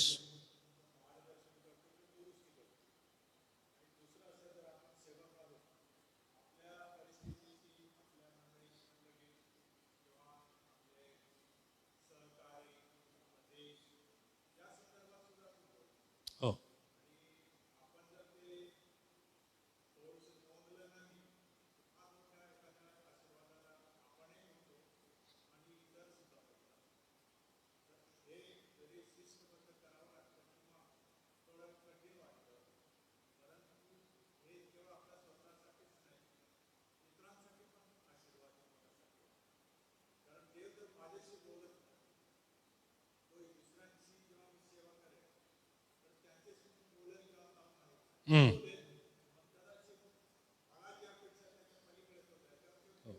बरोबर. आणि त्याच मुद्द्याला धरून थँक्यू सर. काल आपण एक प्रश्न विचारला होता, सरांनीच विचारला होता, की असंच उभं राहून मनात येईल ते बोलायचं का, की तयारी करून बोलायचं. मला तुम्हाला सांगू द्या, जर तुम्ही हे करत असला ना तर तुम्ही रोज तयार असता. तुमची तयारी सकाळी जबरदस्त होते. कधी कधी 1.5 तासाच्या कितीतरी जास्त वेळ मी बसूनच राहतो, उठतच नाही. काही शब्द मला अडतात, काही विचार मला अडतात, काही गोष्टी मला समजत नाही. मग ते पुन्हा पुन्हा मी वाचतो. दुसऱ्यांचे जे भाष्यग्रंथ आहेत त्याच्यातून मी वाचतो, डिक्शनरीतून बघतो, कॉमेंट्रीजमधून बघतो, इंटरनेटमधून बघतो. कधी कधी नुसते इंग्लिश शब्द मराठीत समजून घ्यायसाठी वेळ घालवतो. तर त्याचा परिणाम मी उभं राहिल्यानंतर विचारांची कमतरता कधीच पडत नाही. इतकं वाचन झाल्यानंतर विचारांची उणीव पडत नाही, कमतरता पडत नाही, शब्दांची कमी पडत नाही, उदाहरणांची कमी पडत नाही. आणि उपदेश करायला उभं राहिल्यानंतर आता हा उगच बरळत आहे असं कधीच वाटणार नाही ऐकणाऱ्याला. तो उत्सुक राहील की अरे 6 झाले, आता पुढचं काय सांगायचं आहे. 5 झाले, आता पुढचे 2 काय सांगणार आहे. 3 झालेत, आता पुढचे 4 काय सांगणार आहे. त्या उत्सुकतेनं लोक तुमचं ऐकतील. अजून सोप्या मराठी भाषेत म्हणजे एखाद्या खळखळणाऱ्या नदीच्या प्रवाहासारखं तुम्ही वचन सादर करू शकाल आणि ऐकणारे ओतप्रोत त्या वचनाने भरू शकतील. म्हणजे रिकामी पोटी कुपोषित तुमच्या मंडळ्या राहणार नाही, श्रोते राहणार नाहीत, ऐकणारे राहणार नाहीत. तर खूप फायदा त्याचा आहे. निश्चित प्रयत्न करून बघा ह्या फॉर्मॅटमध्ये किंवा दुसऱ्या कुठल्या फॉर्मॅटमध्ये. जेव्हा आम्ही याच्यावर सेमिनार घेतो, 5-6 तास सेमिनार घेतो आणि प्रॅक्टिकल करतो. 5-6 जण निवडून त्याचं प्रॅक्टिकल आम्ही करतो आणि कसं देव त्यांच्या संती आज बोलला, काय देवाने सांगितलं, हे करायचा आम्ही प्रयत्न करतो. तर त्याच्यातून खूप सारं अधिक शिकायला मिळतं. मदतीसाठी आम्ही उपलब्ध आहोत. ही माझी सेवा आहे, म्हणून अर्ध्या रात्री जरी तुम्ही फोन केला ऑफिसच्या वेळेच्या नंतर रात्री 12 वाजता सुद्धा, तरी मी मदत करायला तयार आहे. उभं राहूया.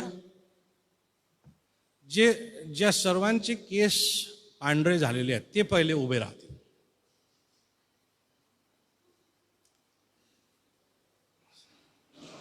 बर, ज्यांचे झालेले नाही ते बसून राहा. काळे केलेले असतील तर ते पण उभे राहा.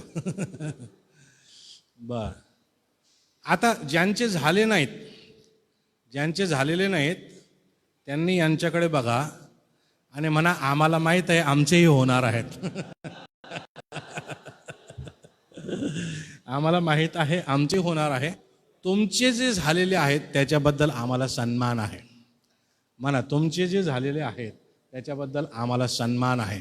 कारण देवाचं वचन सांगतं ते सन्माननीय आहे. म्हणून मी रंग लावत नाही. तुम्ही लावत असाल तर क्षमा मागतो. बर, परंतु उन्हाने नाही पिकले, अनुभवाने पिकलेले आहेत. देवा तुम्हाला आशीर्वाद देव. बरं, तुम्हाला उभं राहण्यास विनंती ह्यासाठी केली की माझी इच्छा आहे तुम्ही असं मध्ये यावं. सगळ्यांनी पिकलेले केसवाले लोक जे आहेत त्यांनी मध्ये यावं. इकडे या, अशा मध्ये एक लाईन करा तुम्ही मध्ये. हां, आणि ज्यांचे पिकले नाहीत तुम्ही इकडून या आणि तुमचं दप्तर घेऊन या. तुमचं दप्तर घेऊन या. ज्यांचे पिकलेले नाहीत आपापलं दप्तर घेऊन या. इकडून यायचं, इकडून. ज्यांचे पिकलेले नाहीत केस त्यांनी इकडे यायचंय. प्रभाकर ये, या पटकन. कालू, तुमचं दप्तर घेऊन यायचंय. ओके, इकडून प्रत्येकाला सेकंड करून जायचं आणि आता पहिल्या रांगेत येऊन बसायचंय. ठीक आहे. ज्यांचे पिकलेले केस नाहीत ते पहिल्या आणि दुसऱ्या रांगेत बसतील. ज्यांचे पिकलेले केस आहेत ते तिसऱ्या रांगेतून पुढं बसतील. ठीक आहे. थोडंसं बदल आपण करू. सेकंड करायचंय, प्रत्येकाला सेकंड करत जायचंय. जावं,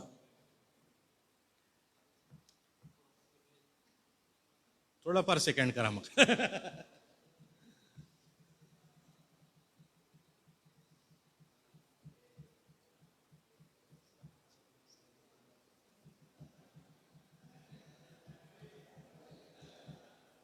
मलाही तो प्रश्न पडला होता, माझे पिकलेले दिसतात की नाही कुणाला. ओके, न पिकलेले पुढे येऊन बसा, पिकलेले थोडेसे मागे बसा.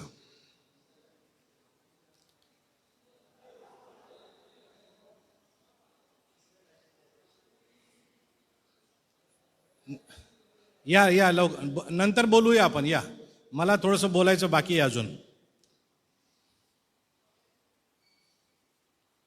अनुपाळक साहेब, तुम्हाला थोडंसं इकडे यावं लागेल. काहीतरी करणार आहे आपण.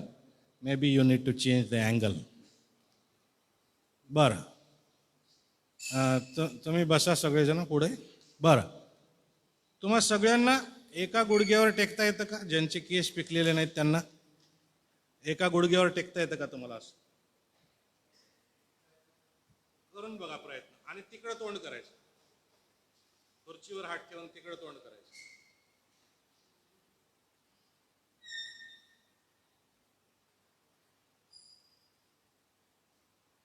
ओके, जे पिकलेल्या केसाचे आमचे वडीलधारे लोक आहेत, मला तुम्हाला आव्हान करायचं आहे. दिस इज युअर फ्युचर. हे तुमचं भविष्य आहे, तुमच्या मंडळीचं भविष्य आहे. आपण पिकलेले केस आता आपण बॅक सीटवर आलेलो आहोत. यांचे पिकायचे आहेत, हे पुढची पिढी आहे. म्हणून आज आपण यांना आशीर्वाद देऊया. आणि माझी विनंती आहे की तुम्ही उभे राहा, तुमचे हात यांच्याकडे करा आणि एक वाक्याचा आशीर्वाद त्यांना द्या. काही पण ते वाक्य असेल. देव तुम्हाला आशीर्वाद देव एवढं पण ते वाक्य असू शकेल किंवा वेगळ्या शब्दांमध्ये असेल. प्रत्येकाने द्यायचं आहे, एकेका व्यक्तीने. सुरू करूया तिकडून. मार्गे पळक साहेब सुरू करा. मोठ्याने बोला म्हणजे सगळं त्यांना ऐकू आलं पाहिजे.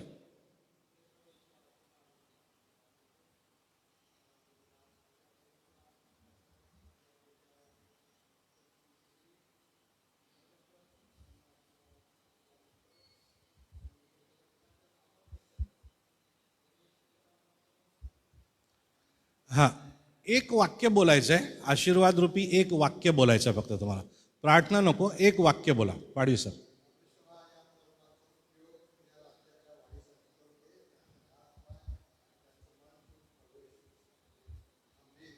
आमेन. मला पुन्हा सांगू द्या. तुम्ही प्रार्थना करताय छान, पण आशीर्वाद द्या. जसं की मोशेला इस्रायलाला आशीर्वाद द्यायला सांगितलं देवाने, तर देवाने मोशेने आशीर्वाद दिला. देव तुम्हाला आशीर्वाद देव आणि तुमचं संरक्षण करो. तर असा काहीतरी आशीर्वाद तुम्ही द्या. देव तुमचा उपयोग करून घेऊ, देव तुमची भरभराट करो, असं काहीतरी एक वाक्यात आशीर्वाद. पूर्णतास नेवो. आमेन. आमेन. आमेन. फार छान, फार छान. पळक साहेब. देव तुम्हाला आशीर्वाद देव. आमेन. आमेन. आमेन.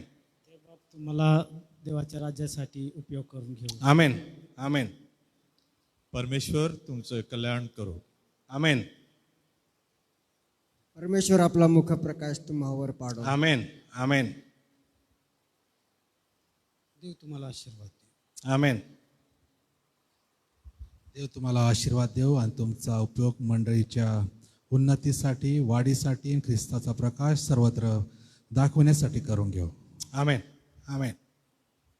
देव तुमचे कल्याण करो. आमेन. परमेश्वर तुम्हाला आशीर्वादित करो. आमेन. परमेश्वर तुम्हाला आशीर्वाद देव. आमेन. पिता, पुत्र आणि पवित्र आत्म्याच्या नावाने मी तुम्हाला आशीर्वादित. आमेन. आमेन. परमेश्वर तुम्हाला आशीर्वाद देव. आमेन. परमेश्वर तुम्हाला त्याच्या वचनामध्ये अजून दृढ करो. आमेन. परमेश्वर तुम्हाला रोज आणि रोज त्याच्यामध्ये वाढण्यासाठी सहाय्य करो. आमेन. देवबाप तुम्हाला शांती देव. आमेन. आमेन. मला पण आशीर्वाद द्यायला आवडेल. देवबाप तुम्हाला पापाविरुद्ध ठाम उभं राहण्यास सहाय्य करो आणि पापाला नाही म्हणण्यास सहाय्य करो. आता तुम्ही जे उभे आहात तुम्ही खाली बसा. तुम्ही उभे राहा. तुम्ही उभे राहा. त्यांच्याकडे बघा आणि त्यांना म्हणा सेम टू यू. मोठ्याने म्हणा सेम टू यू. थँक्यू. बसू शकता तुम्ही.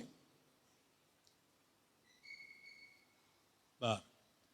पुढचा थोडा वेळ संदेश आपण ह्याच्यामध्ये घालवू, सिद्धांतांमध्ये पुन्हा.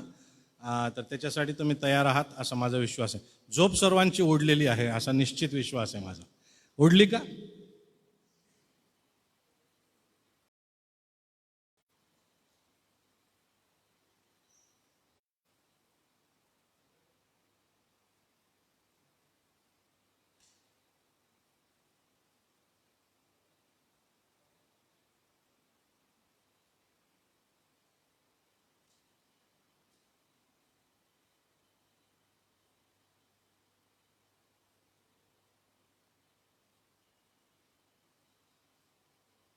आपण बाप्तिस्म्याचा सिद्धांत बघणार आहे.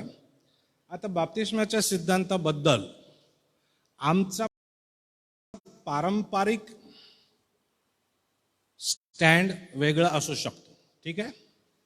आत्तापर्यंत चालत आलेली आमची परंपरा जी आहे बाप्तिस्म्याबद्दल ती वेगळी असू शकते, परंतु जागतिक स्तरावरती वेस्लीय मतानुसारी ज्या मंडळ्या आहेत त्या बऱ्याच ओपन झालेल्या आहेत.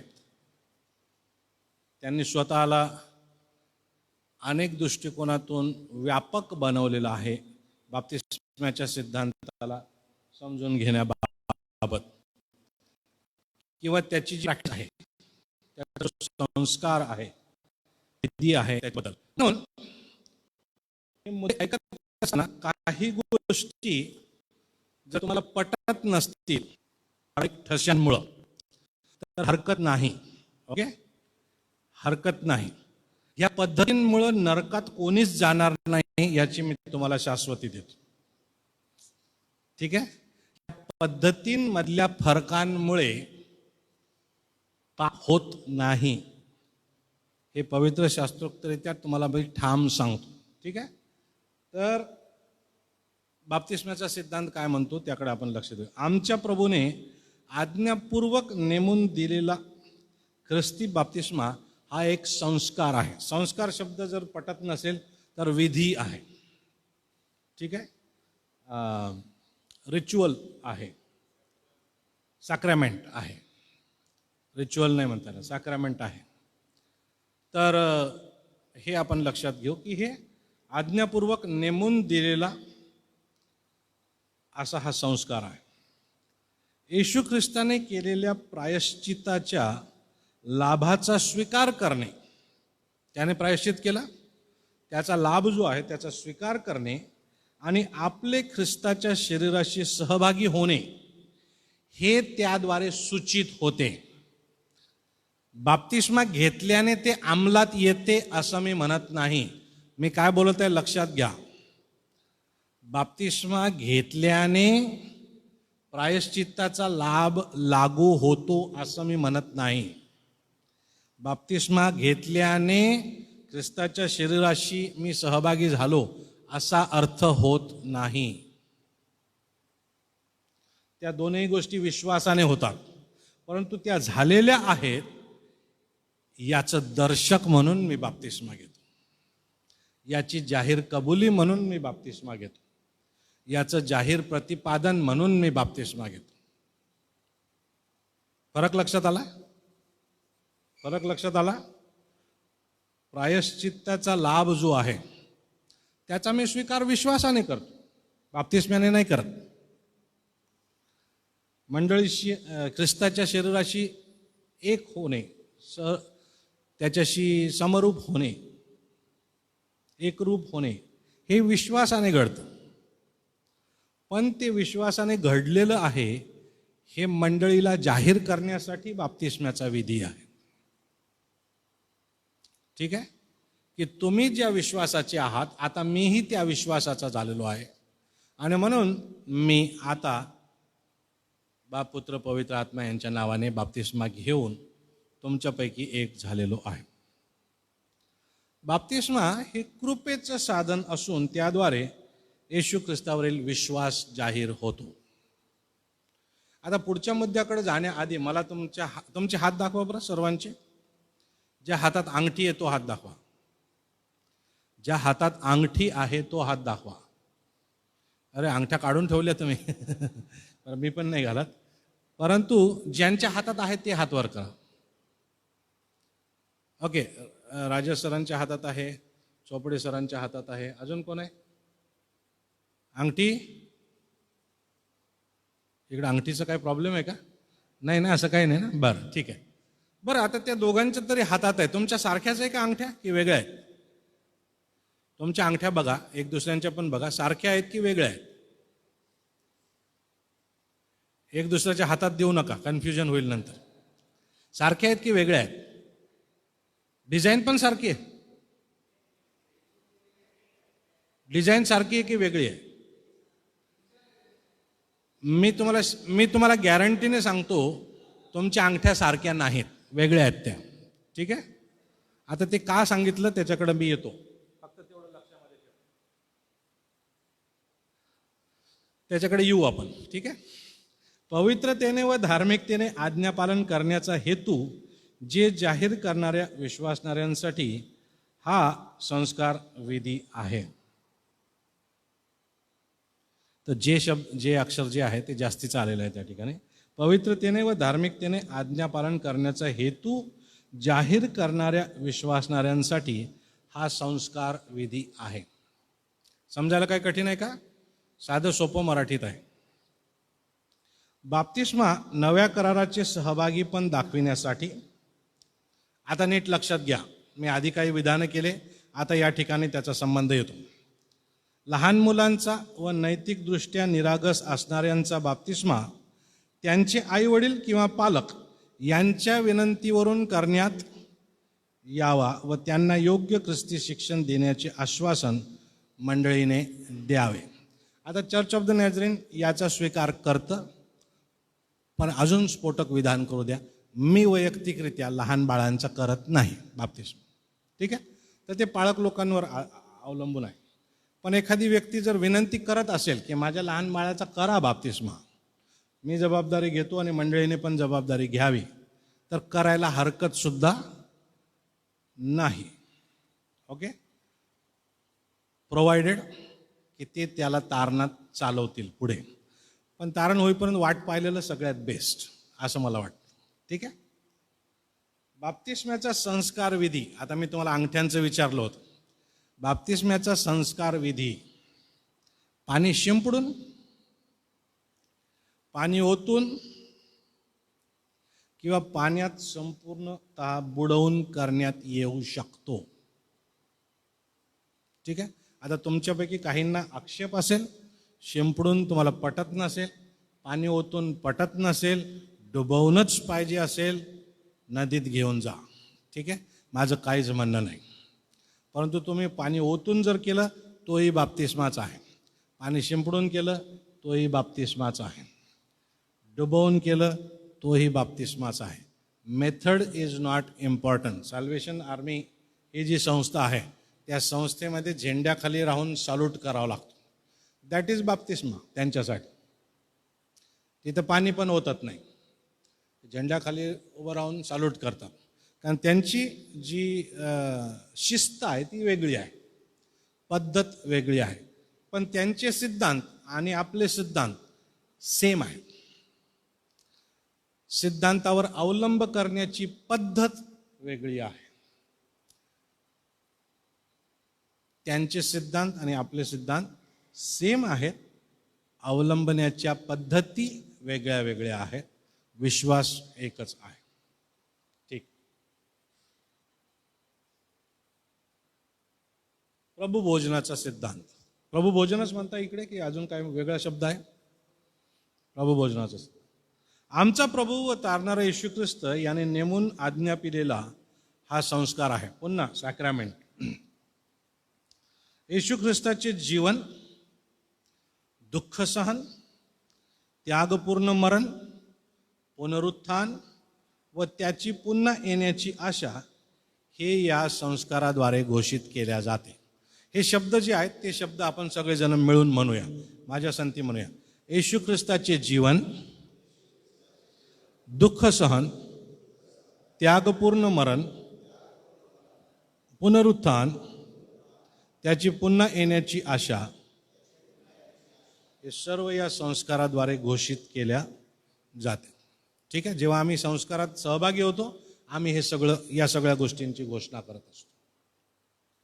प्रभुभोजन हे कृपेचे एक साधन आहे ज्यामध्ये आत्म्याद्वारे ख्रिस्त उपस्थित असतो. ठीक आहे, हे असं कृपेचं एक साधन आहे ज्यामध्ये आत्म्याद्वारे ख्रिस्त उपस्थित असतो.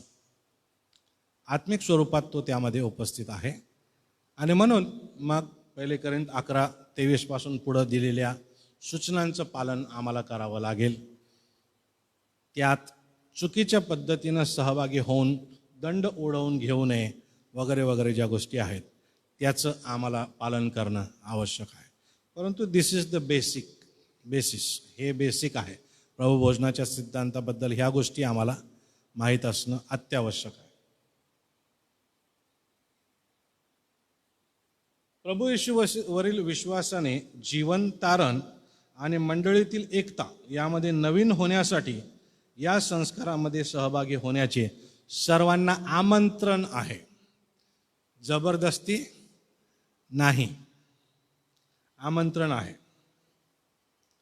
या संस्काराचे महत्त्व आदरयुक्तरित्या स्वीकारण्यासाठी आणि प्रभू येशूचे मरण तो येईपर्यंत व्यक्त करण्यासाठी सर्वांनी ह्यामध्ये सहभागी व्हावे. आता आमच्याकडं जो आहे विधीचं जेव्हा आम्ही करतो त्यास आम्ही प्रामुख्याने ज्यांचा बाप्तिस्मा झालेला आहे त्यांनीच यामध्ये सहभागी व्हावं असं आम्ही म्हणतो. परंतु एखाद्या व्यक्तीचा बाप्तिस्मा झालेला नसेल पाण्याने, पण तिचं तारण झालेलं आहे हे पाळकालाही माहीत आहे आणि तिलाही माहीत आहे, त्या व्यक्तीलाही माहीत आहे, मला त्या व्यक्तीला प्रभू भोजनात सहभागी होऊ देण्यास काहीही हरकत नाही.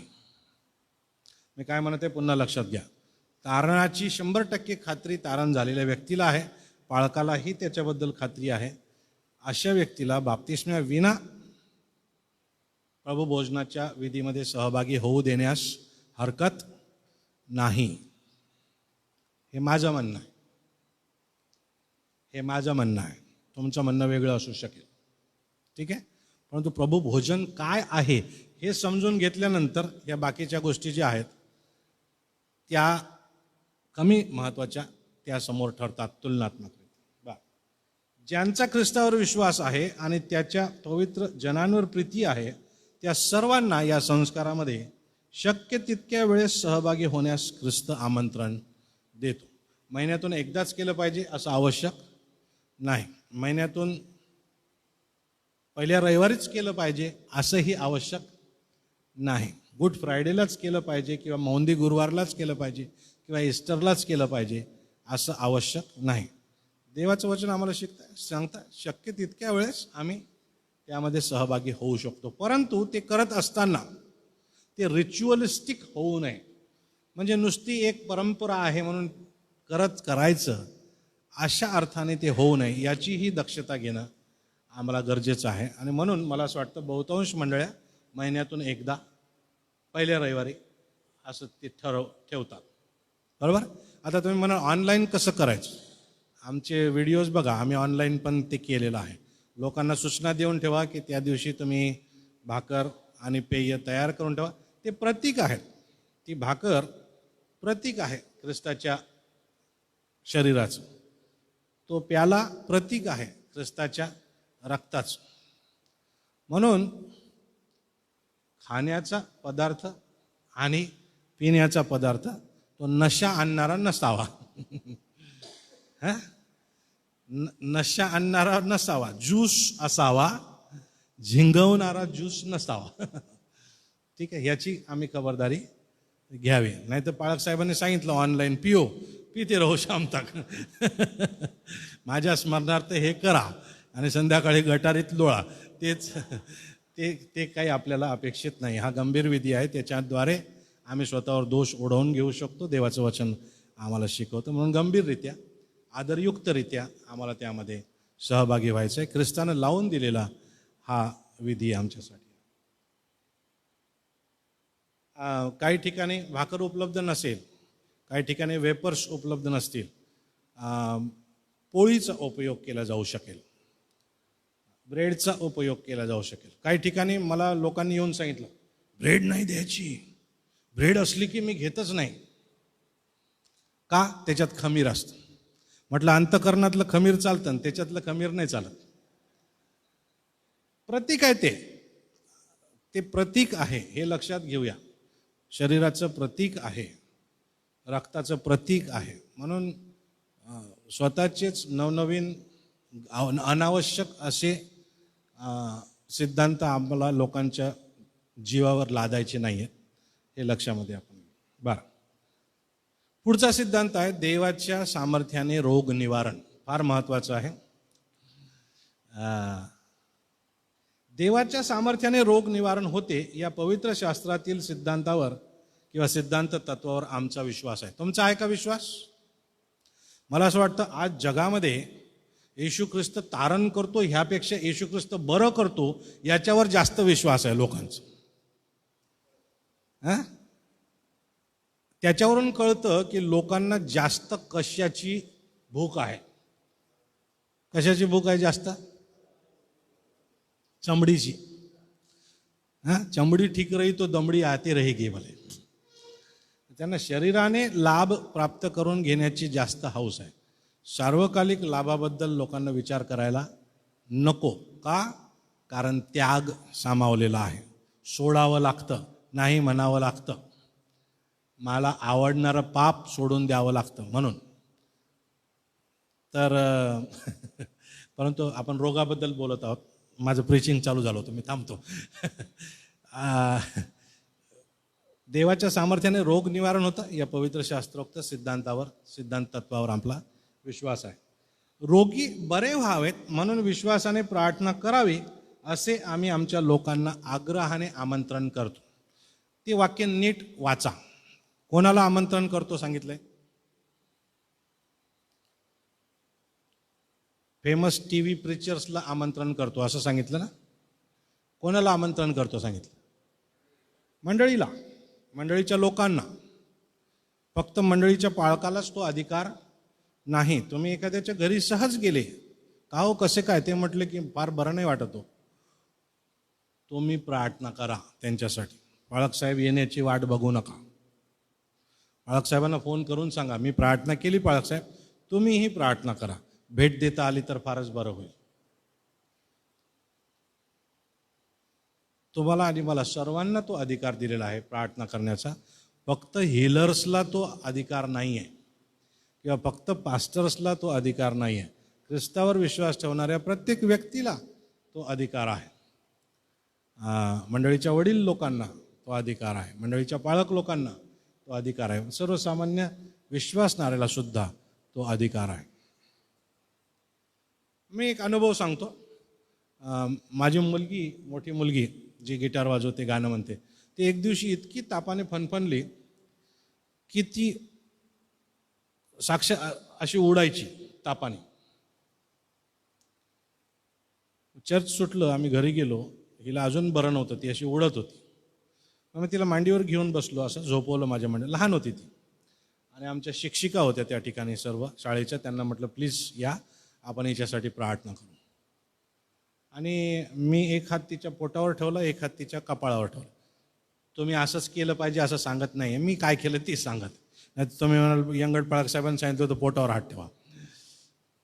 गडबड करू नका प्लीज, ओके.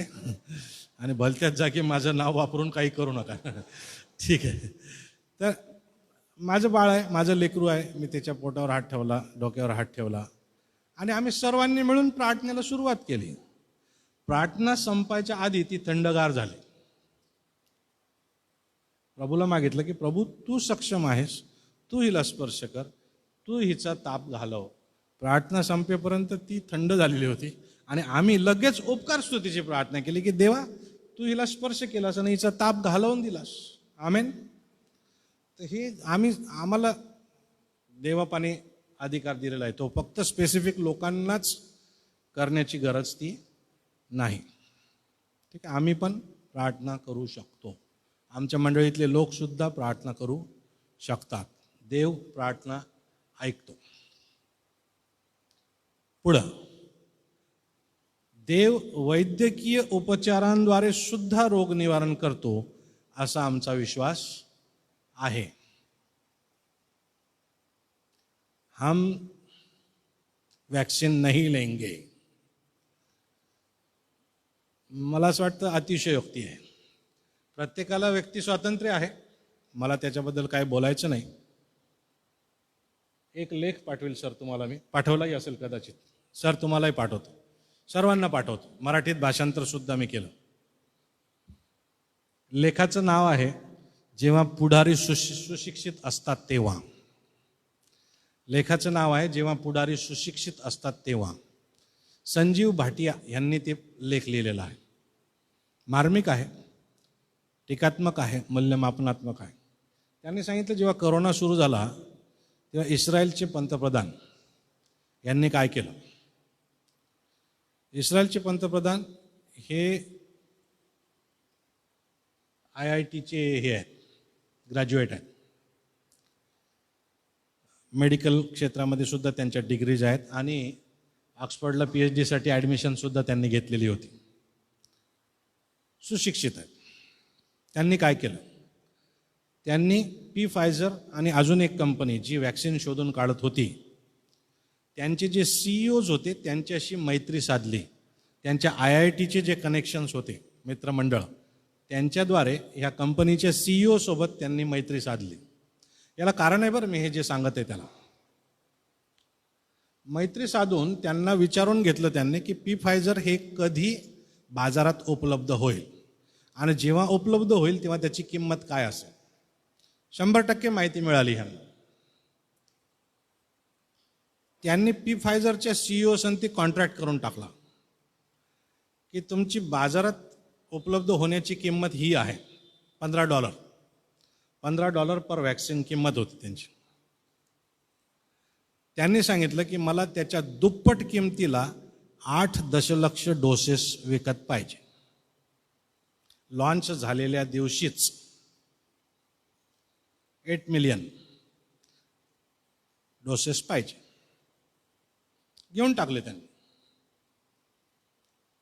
मागच्या वर्षाच्या नोव्हेंबर महिन्यातच 18 वर्षाच्या वरील प्रत्येक इस्रायली वॅक्सिनेटेड होता. आज त्यांच्या देशात जाऊन मास्क लावायची गरज पडत नाही. They are 100% vaccinated.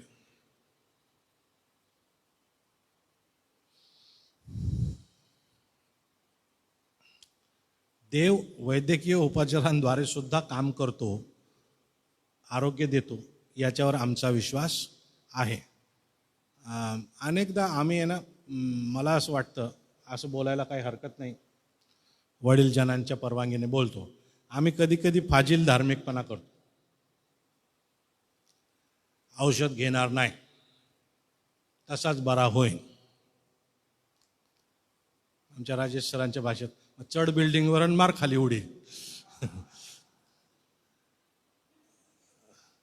देवापाने औषधं सुद्धा उपलब्ध करून दिले, देवाने विज्ञान सुद्धा उपलब्ध करून दिलेलं आहे, देवाने वैद्यकीय उपचार उपलब्ध करून दिलेले आहे. तुमच्या आणि माझ्या भारतीयांसाठी सन्मानाची बाब सांगतो, अमेरिकेमधले 35% डॉक्टर्स इंडियन आहेत.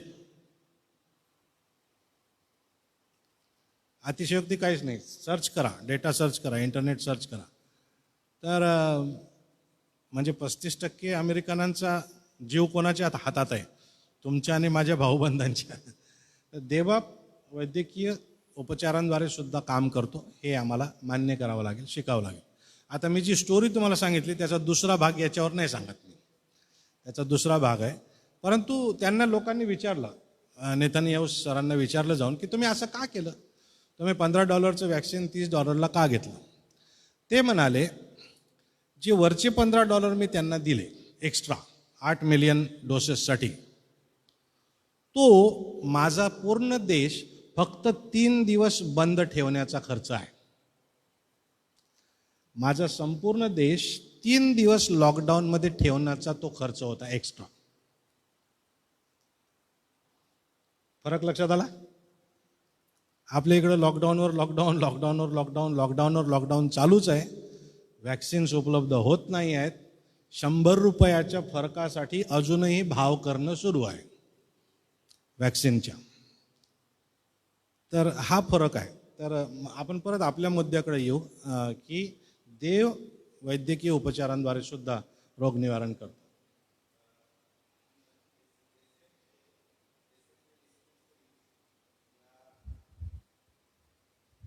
SMच्या डिस्पेन्सरीज या 1920 मध्येच होत्या. हो, धानोरा या ठिकाणी होती, नंदुरबारला पण होती आणि शहादेला पण होती. आणि जे सुरुवातीला जे आलेत सेवक त्यांच्याबरोबर नर्सेस पण होत्या आणि त्यांना पण वैद्यकीय सेवा होती. आणि त्याच लोकांचं उदाहरण जर दिलं तर एक माझ्या आजोबांनी म्हणजे आईनी सांगितलेलं उदाहरण आहे. मेळ्याच्या दिवशी शिरपूरपर्यंत आले, शिरपूरला होते, नंदुरबारला मेळा होता. रस्त्यामध्ये त्या इंगर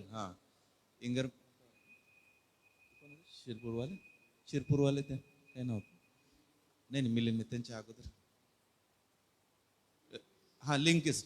लिंकिस होत्यात मी साहेब. तर ते प्रार्थना करत होत्या.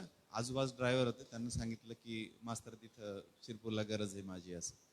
ते आजोबा रागवले, नाही नाही नाही म्हणे, चला असं. दोंडाच्यावरून फिरून गेले. दुपारी पाऊस झाला, गारांचा पाऊस झाला. पूर्ण शिरपूर एरियामध्ये झाडावर एक पण पान राहिलं नाही. म्हणजे देव दृष्टांत दाखवणारा पण होता आणि देवावर विश्वास ठेवणारे इतके लोक होते. त्यांनी प्रार्थना केली असती तर नक्कीच लोक बरे झाले असते. परंतु त्यांनी प्रार्थना लोकांसाठी केल्या, पण डिस्पेन्सरीज पण सोबत. यस, हो. तर प्रार्थना पण आवश्यक आहेत आणि वैद्यकीय उपचार जे उपलब्ध आहेत तेही आवश्यक आहे. ते टाळण्याची गरज आम्हाला नाही. देव अद्भुतरित्या वैद्यकीय उपचारसुद्धा टाळण्याचं सामर्थ्य देवामध्ये आहे, पण देवबाप वैद्यकीय उपचारांना मान्यता देतो. जुन्या करारात आपल्याला उदाहरणं आहेत, नवीन करारामध्ये उदाहरणं आहेत. येशू ख्रिस्ताचा एक शिष्य डॉक्टर होता. कोण होता?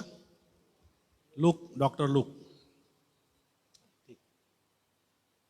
अजून बरेच उदाहरणं घेता येतील, त्याबद्दल आपल्याला बघता येतील. वचनं आहेत, तुम्हाला वचनं देण्यात येणार आहेत. पुढच्या सिद्धांताकडे जाऊ. ख्रिस्ताचं दुसरं येणं. प्रभू येशू ख्रिस्ताचं दुसरं येणं. प्रभू येशू ख्रिस्त पुन्हा येणार आहे असा आमचा विश्वास आहे. किती लोकांचा आहे? सगळे पास. आमच्या सर्वांचा विश्वास आहे. त्याच्या आगमन समयी जे ख्रिस्त येशूमध्ये महानिद्रा घेत आहेत त्यांच्या पुढे आम्ही जाणार नाही. म्हणजे ख्रिस्तात आधी जे मरण पावलेले आहेत ते आधी उठवल्या जातील असा त्याचा अर्थ आहे. ठीक आहे. ख्रिस्तात मरण पावलेले जे आहेत ते आधी उठवले जातील. आम्ही त्यांच्या आधीच घेतले जाणार नाही. तरी जर आम्ही ख्रिस्तामध्ये असू तर उठवलेल्या पवित्र जनांबरोबर प्रभूला सामोरे जाण्यासाठी आम्ही वर अंतराळात घेतले जाऊ आणि सदा सर्वदा प्रभूजवळ राहू. म्हणजे सिक्वेन्स दाखवलेला बायबलमध्ये. प्रभूमध्ये मरण पावलेले, तारण पाहून मरण पावलेले जे आहेत ते उठवले जातील, रूपांतरित शरीरं प्राप्त करतील. आम्ही जर त्यावेळेस जिवंत आहोत, आम्हालाही रूपांतरित शरीरं प्राप्त होतील, नवीन शरीरं प्राप्त होतील आणि आपण दोघं मिळून प्रभू संती अंतराळात घेतल्या जाऊ आणि प्रभू संतीच राहू. दुसऱ्या येण्याबाबतचे सिद्धांत.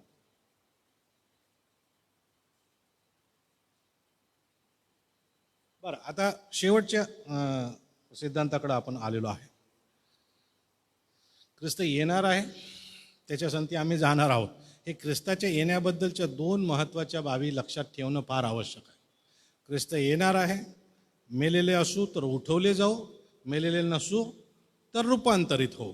मेलेले असू तर उठवले जाऊन नवीन शरीर प्राप्त करू, जिवंत असू तर आमचं हे शरीर बदलून रूपांतरित होईल आणि आपण येशू संती घेतल्या जाऊ आणि त्याच्या संती राहू.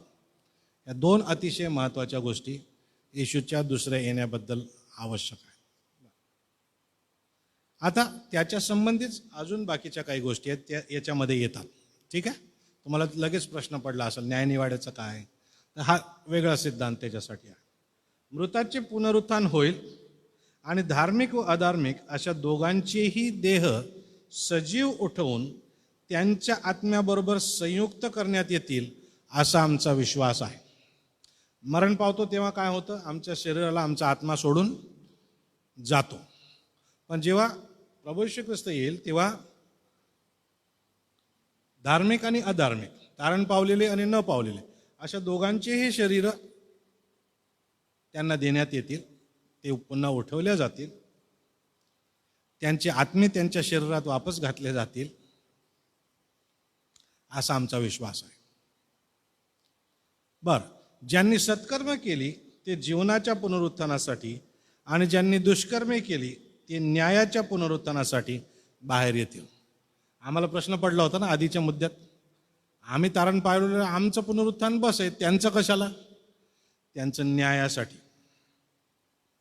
आमचं कशाला? जीवनासाठी. ठीक आहे. नुसते कर्म नाही, ख्रिस्तावर विश्वास ठेवून जगलेलं जीवन असा त्याचा अर्थ आहे. नुसतंच सत्कर्म नाही. परंतु इंग्रजीतले जे शब्द आहेत त्या शब्दांना हा शब्द चपखल बसतो म्हणून आपण तो त्या ठिकाणी निवडलेला आहे. भविष्य काळात न्यायनिवाडा होईल त्यावेळी प्रत्येक मनुष्य आपापल्या जीवनातील कर्मानुसार न्यायनिवाडा व्हावा म्हणून देवासमोर उभा राहील असा आमचा विश्वास आहे. म्हणून तुम्ही काय विश्वास बाळगता आणि काय कृती करता याबद्दल जपा. आणि हे जे सगळे सिद्धांत आहेत हे लक्षात घेऊन वर्तणूक करा, म्हणजे त्याचा परिणाम आमच्या कृत्यांवर होईल, आमच्या कर्मांवर होईल. ठीक आहे. आमची कर्म आमच्या विश्वासाची फळं आहेत. मी काय बोलत आहे नीट लक्ष द्या. पवित्र शास्त्र आम्हाला हे शिकवतं की आमचे कर्म, आमचे कृत्य आमच्या विश्वासाचं फळ आहे. काही होगा सो होगा देख लेंगे असं जर असेल तर मग निष्काळजीपणाने पाप कर्मांना तुम्ही सामोरे जात असावे. पण देवबाप न्याय करणार आहे. मी पाप न केलेलं बरं, मी त्याच्या नजरेत शुद्ध राहिलो पाहिजे, हा विश्वास जर असेल तर मग पाप करणार नाही. आमच्या कृतींचा आमच्या कर्मांवर परिणाम होतो, आमच्या विश्वासाचा आमच्या कर्मांवर परिणाम होतो. तर ते आम्ही लक्षामध्ये ठेवू आणि त्यानुसार न्यायनिवाडा होणार आहे, तपासलं जाणार आहे. आम्ही म्हणू नाही नाही आमचा विश्वास तर येशूवर होता, पण मग येशू म्हणेल मग विश्वासानुसार तुम्ही वागले का नाही, कर्म का केले नाही, ते आम्हाला लक्षात घ्यावं लागेल. आमचा प्रभू येशू ख्रिस्त याच्यावर तारणासाठी विश्वास ठेवून जे त्याला आज्ञाशीलतेने अनुसरता त्या सर्वांना गौरवी सार्वकालिक जीवनाचे आश्वासन दिले आहे. लहानपणापासून शिकत आलो आपण, हे काही वेगळं नाही, नवीन नाही. आणि जे अखेरपर्यंत पश्चाताप करणार नाहीत ते सर्व नरकात सदा सर्वदा यातना भोगतील असा आमचा विश्वास आहे. ठीक आहे. पश्चाताप जर शेवटपर्यंत करणार नाहीत, वारंवार सूचना होऊनही निबरघट जर राहतील तर मग अग्नी त्यांची वाट बघत आहे. पवित्र शास्त्र त्याबद्दल अतिशय स्पष्ट आहे. So we are done here. सिद्धांत आपण संपवलेले आहेत. परंतु तुमची शक्ती बाकी जर असेल तर अजून एक टॉपिक असा आहे ज्याचा तुम्हाला फार फायदा होऊ शकेल. त्याच्यावर मला 10 ते 15 मिनिट बोलायला आवडेल.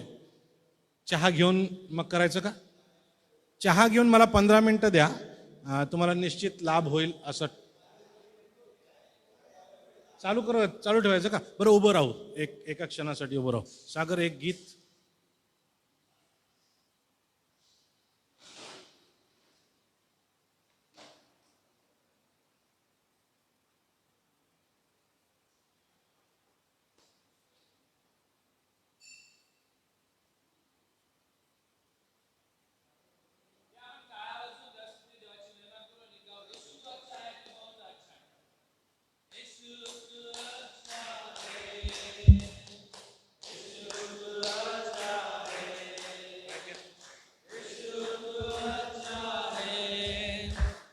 बहुत अच्छा है, मेरे पापों को तूने क्षमा किया, तू बहुत अच्छा है. मुझे मुक्ति दिलाया, मुझे शांति दिलाया, तू बहुत अच्छा है. मेरे पापों को तूने क्षमा किया, तू बहुत अच्छा है. मुझे मुक्ति दिलाया, मुझे शांति दिलाया, तू बहुत अच्छा है. यीशु तू अच्छा है, यीशु तू अच्छा है, यीशु तू अच्छा है, तू बहुत अच्छा है.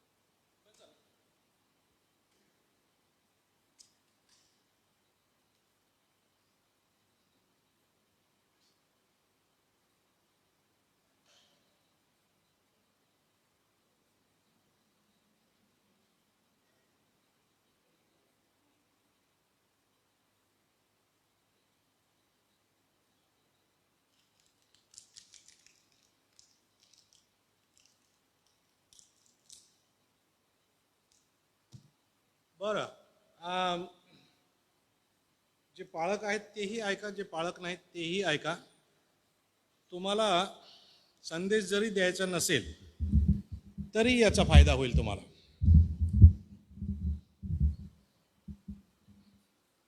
संदेश द्यायचा नसला तरी फायदा होईल याचा.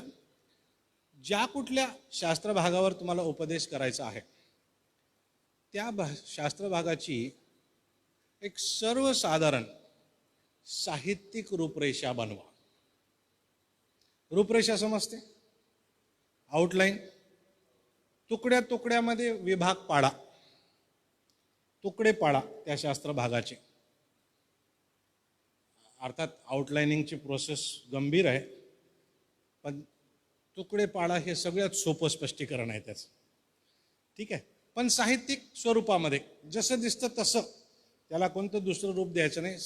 निव्वळ साहित्य वाचत आहात, त्याचे नैसर्गिक तुकडे तुम्ही पाडा.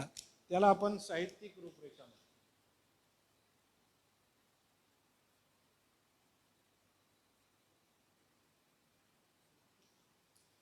उदाहरणार्थ, सर्वांचं फेवरेट स्तोत्र कोणतं आहे? हा, उघडा.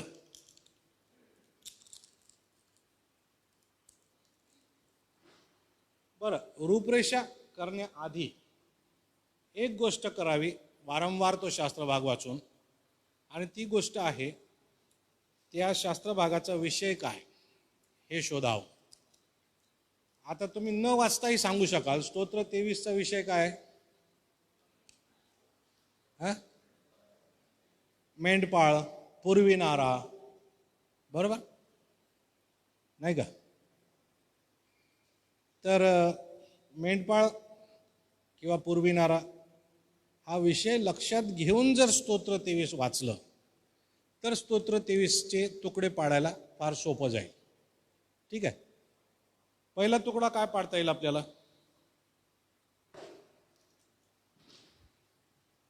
पहिला तुकडा काय पाडता येईल? नैसर्गिक. देवबाप पूर्वीनारा आहे, देवबाप माझा मेंढपाळ आहे. काय म्हणतं स्तोत्र 23? बोला ना, सजाद मिळत नाही इथं बोलल्यावर.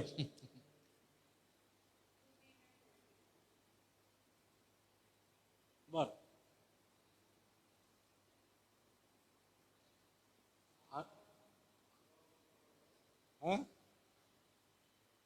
Can you give me the phone please? सांगा ना, कोणीतरी सांगा. Sir please speak.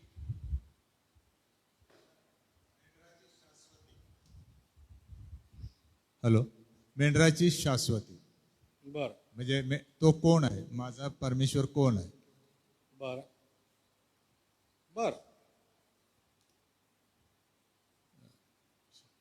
The confidence. बर.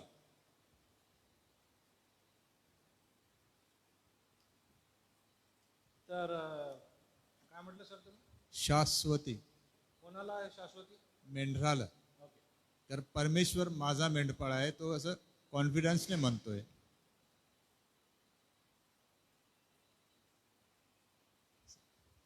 मेंढराला असलेली शाश्वती. ठीक आहे. आणि त्यांनी काय सांगितलं? कशाच्या आधारे सांगितलं? स्तोत्रकर्ता म्हणतो परमेश्वर माझा मेंढपाळ आहे. He has no doubt about it. He is confident about it. त्याला खात्री आहे. तर त्याला शाश्वती शब्द वापरू शकता, खात्री शब्द वापरू शकता, विश्वास शब्द तुम्ही वापरू शकता, पर्यायी शब्द तुम्ही वापरू शकता. ठीक आहे. पण एक जनरल आउटलाईन करायची आपल्याला. पुढे जर गेलो तर त्यामुळे मला जे हवं ते मिळणार, त्याला अंतर्भूत करता ओके. येतं. मला काही उणे पडणार नाही. बर. तर खात्रीमध्ये उणे पडणार नाही, गरजापुरती हा होते असं त्याचं गृहीत धरलं त्याने. गरजपूर्ती. ठीक आहे. पुढं तो काय करतो माझ्यासाठी? हा, कशी गरज पुरवतो हे आपल्याला पाहता येईल. तर पुढं काय म्हटलं? तो मला हिरव्यागार कुरणात बसवितो, तो मला संत पाण्यावर नेतो. म्हणजे जसं माझी गरज चारा, हिरवा चारा आहे, तर तुम्हाला कुठे नेतो? मग ते गरज आणि पूर्ती हा. हे कम्पॅरिझन तिथे मग दिसतं सरळ सरळ प्रत्येक बाबतीमध्ये. बरं, मेंढराची शाश्वती आहे. दुसरी गरज मग मेंढराची. त्यानंतर मेंढराची गरज पूर्ती पूर्ती आहे किंवा गरज भागवली भागवली हे जाते. दिसते. बरं. तिसरं काय दिसतंय? बरोबर. पण त्याच्या आधी सर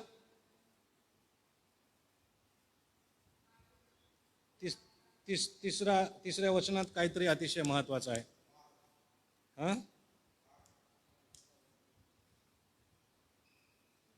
ताजातवाना करतो, आपल्या नावासाठी नीतिमार्गाने चालवतो.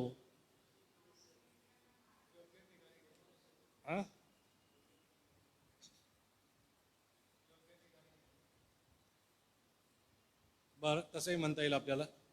अजून काय म्हणता येईल? मार्ग दाखवतो. त्याला थकव्याचा परिहार म्हणतो आपण. मेंढराला ताजा तवाना करतो म्हणजे ह्या मार्गात चालताना थकवा श्रम असू शकतात, तर तो माझा जीव ताजा तवाना करतो. मार्गदर्शनही म्हणता येईल. समाधान किंवा मेंढराला मार्गदर्शनच शब्द उचित ठरेल त्या, कारण चालवितो शब्द आहे. चालवितो. हा बर. चौथी बाब. हा, मृत्यूच्या आईच्या दरीतूनही मी जात असलो तरी काय म्हटलंय? कुठल्याही अरिष्टाला भिणार नाही, कारण तू माझ्याबरोबर आहेस. तुझी आकडी व तुझी काठी मला धीर देतात. तर मेंढराला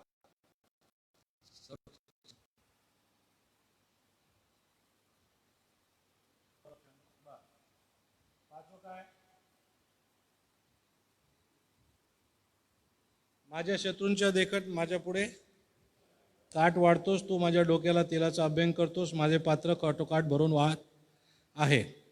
म्हणजे मेंढरू काय म्हणत आहे त्या ठिकाणी?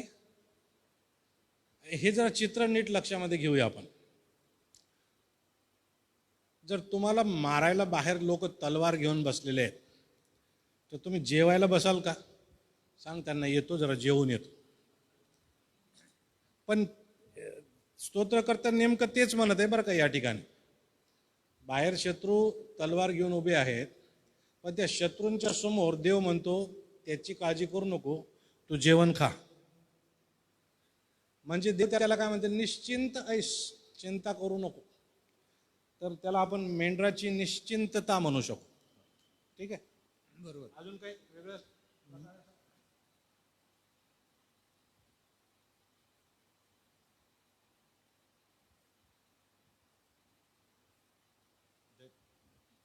प्रोटेक्ट्स मी फ्रॉम पेस्ट असा इंग्रजीत आहे ना. काय म्हटलं? He protects me from the pest. That word डोक्याला तेलाचा अभ्यंग मेंढरांना केला जातो ना. हो. न तर दिसणाऱ्या कीटकांपासून. हो हे तर शत्रू दिसणारे आहेत. हो आता न दिसणारे पण आहेत, त्यांच्यापासून पण तो रक्षण करतो. बरं, ते आपल्याला ऍड करता येईल. दृश्य अदृश्य शत्रूंपासून रक्षण परमेश्वर करतो, ते आपल्याला ऍड करता येईल. तर ते तेल लावण्याचं जो थिअरी आहे ती त्यासाठी आहे. बरोबर बरोबर.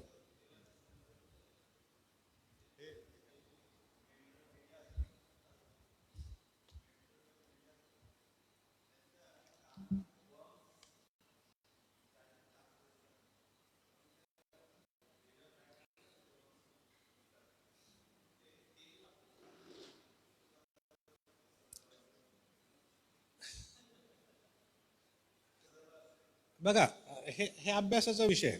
काय या स्तोत्रात तेलाचा उल्लेख आलाय आपण अभ्यासू शकतो. 2 क्लूज आपल्याला ऑलरेडी भेटलेले आहेत. ठीक आहे, हे क्लूज आहेत, त्याला क्लूज म्हणून आपण वापरू. तर ते अजून आपण रिसर्च करू शकतो. शेवटच्या वचनात आलो तर, खरोखर माझ्या आयुष्याचे सर्व दिवस मला कल्याण व दया ही लाभतील आणि परमेश्वराच्या घरात मी चिरकाल राहीन. काय राहिलं सर? हो, ते ऍड करता येईल. बरोबर. हो, तर मेंढराचे समाधान, तृप्ती,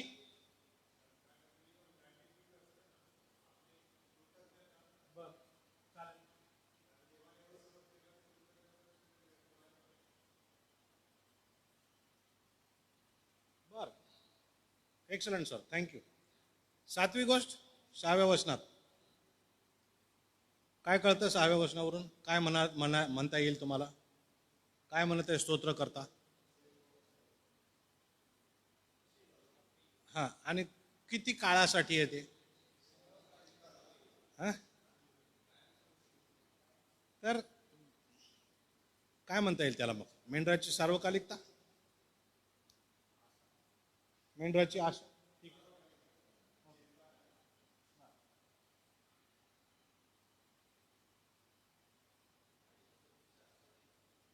हा, शाश्वती पण येईल. आपण तो शब्द वरती वापरला म्हणून आता इथं नाही वापरला.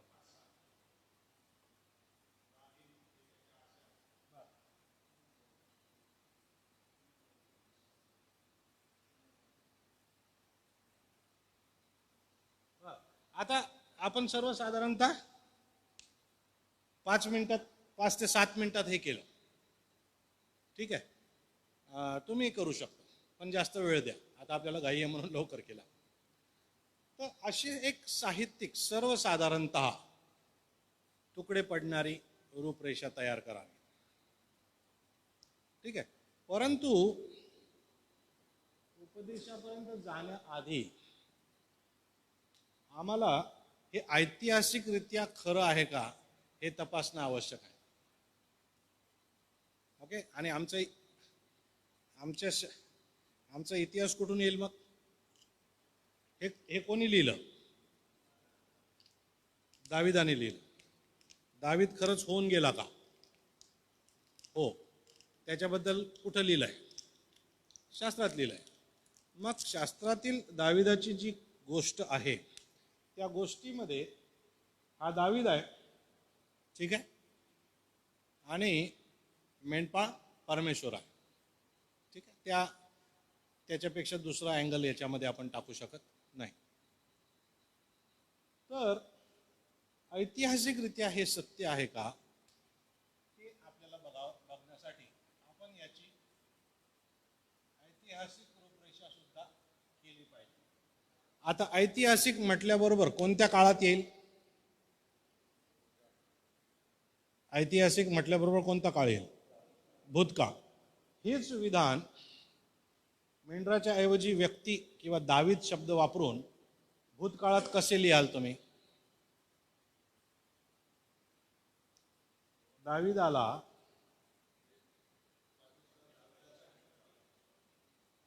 Sir, put it in a past tense with the name of David. दाविदाला परमेश्वराबाबत शाश्वती होती. ओके. दाविदाला परमेश्वराबाबत शाश्वती होती. हे झालं ऐतिहासिक विधान. होती का दाविदाला?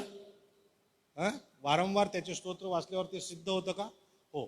तर मग याला ऐतिहासिकरित्या हे खरं आहे का आम्हाला पाहण्यासाठी आम्हाला ऐतिहासिक स्वरूपात त्याचा मुद्दा हा मांडायचा आहे. हा मुद्दा मांडायचा आहे. परंतु नेहमी भूतकाळात येईल. तो मुद्दा भूतकाळात येईल. ओके. मग मेंढरू कोण आहे? दावीद आहे. मेंढपाळ कोण आहे? परमेश्वर आहे. मेंढराला कोणाबाबत शाश्वती आहे? परमेश्वराबाबत शाश्वती. मग दावीदाला परमेश्वराबाबत शाश्वती होती.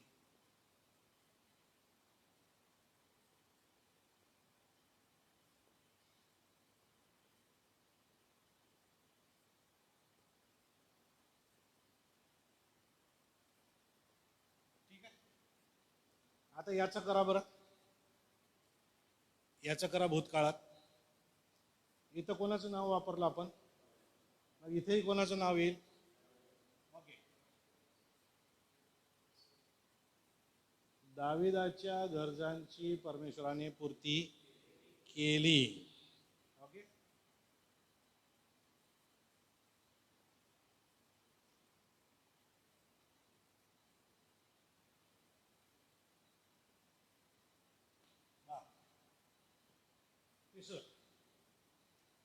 मेंढरू कोण आहे? दावीद. दाविदाला परमेश्वराने केले का हो? अनेकदा केले. ठीक आहे. दाविदाला परमेश्वराने मार्गदर्शन केले. दाविदाचे परमेश्वराने संरक्षण केले. त्याची सगळ्यात फेमस गोष्ट ख्रिस्ती लोकांनाच नाही तर ख्रिस्ती तर जगताला सुद्धा माहीत आहे, गल्ल्यातापासून दाविदाचं देवाने कसं संरक्षण केलं. तर दाविदाचे परमेश्वराने संरक्षण केले. ऐतिहासिक फॅक्ट आहे का? डेफिनेटली फॅक्ट आहे. ओके. मेंढरांची निश्चिंतता. दावीद निश्चिंत राहिला का? परमेश्वरावर विसंबून राहिला का अनेकदा? हो, यस. हा, तर दावीद परमेश्वरावर विश्वास ठेवून निश्चिंत राहिला. ओके.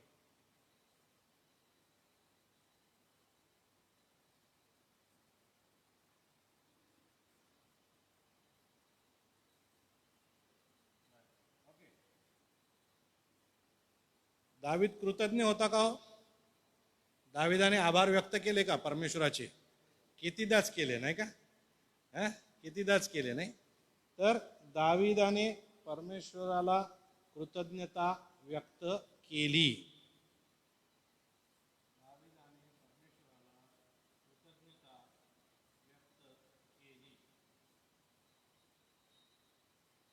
सातवं,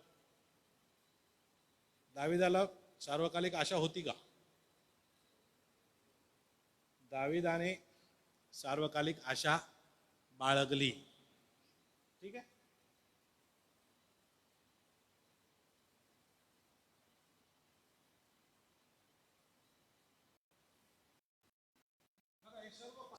मध्ये सेंटेन्स आले, ऐतिहासिक रूपरेषा आली तयार. त्याचा संदर्भ आपण पवित्र शास्त्रातून देऊ शकतो, no doubt about it. Okay. आता सर तुम्ही जे म्हणत होते आता ईश्वर याला आपल्याला ईश्वर चालेल. इथे ब्रेक घेऊ, चहा घेऊ, वापस येऊ. लिंक लागली का?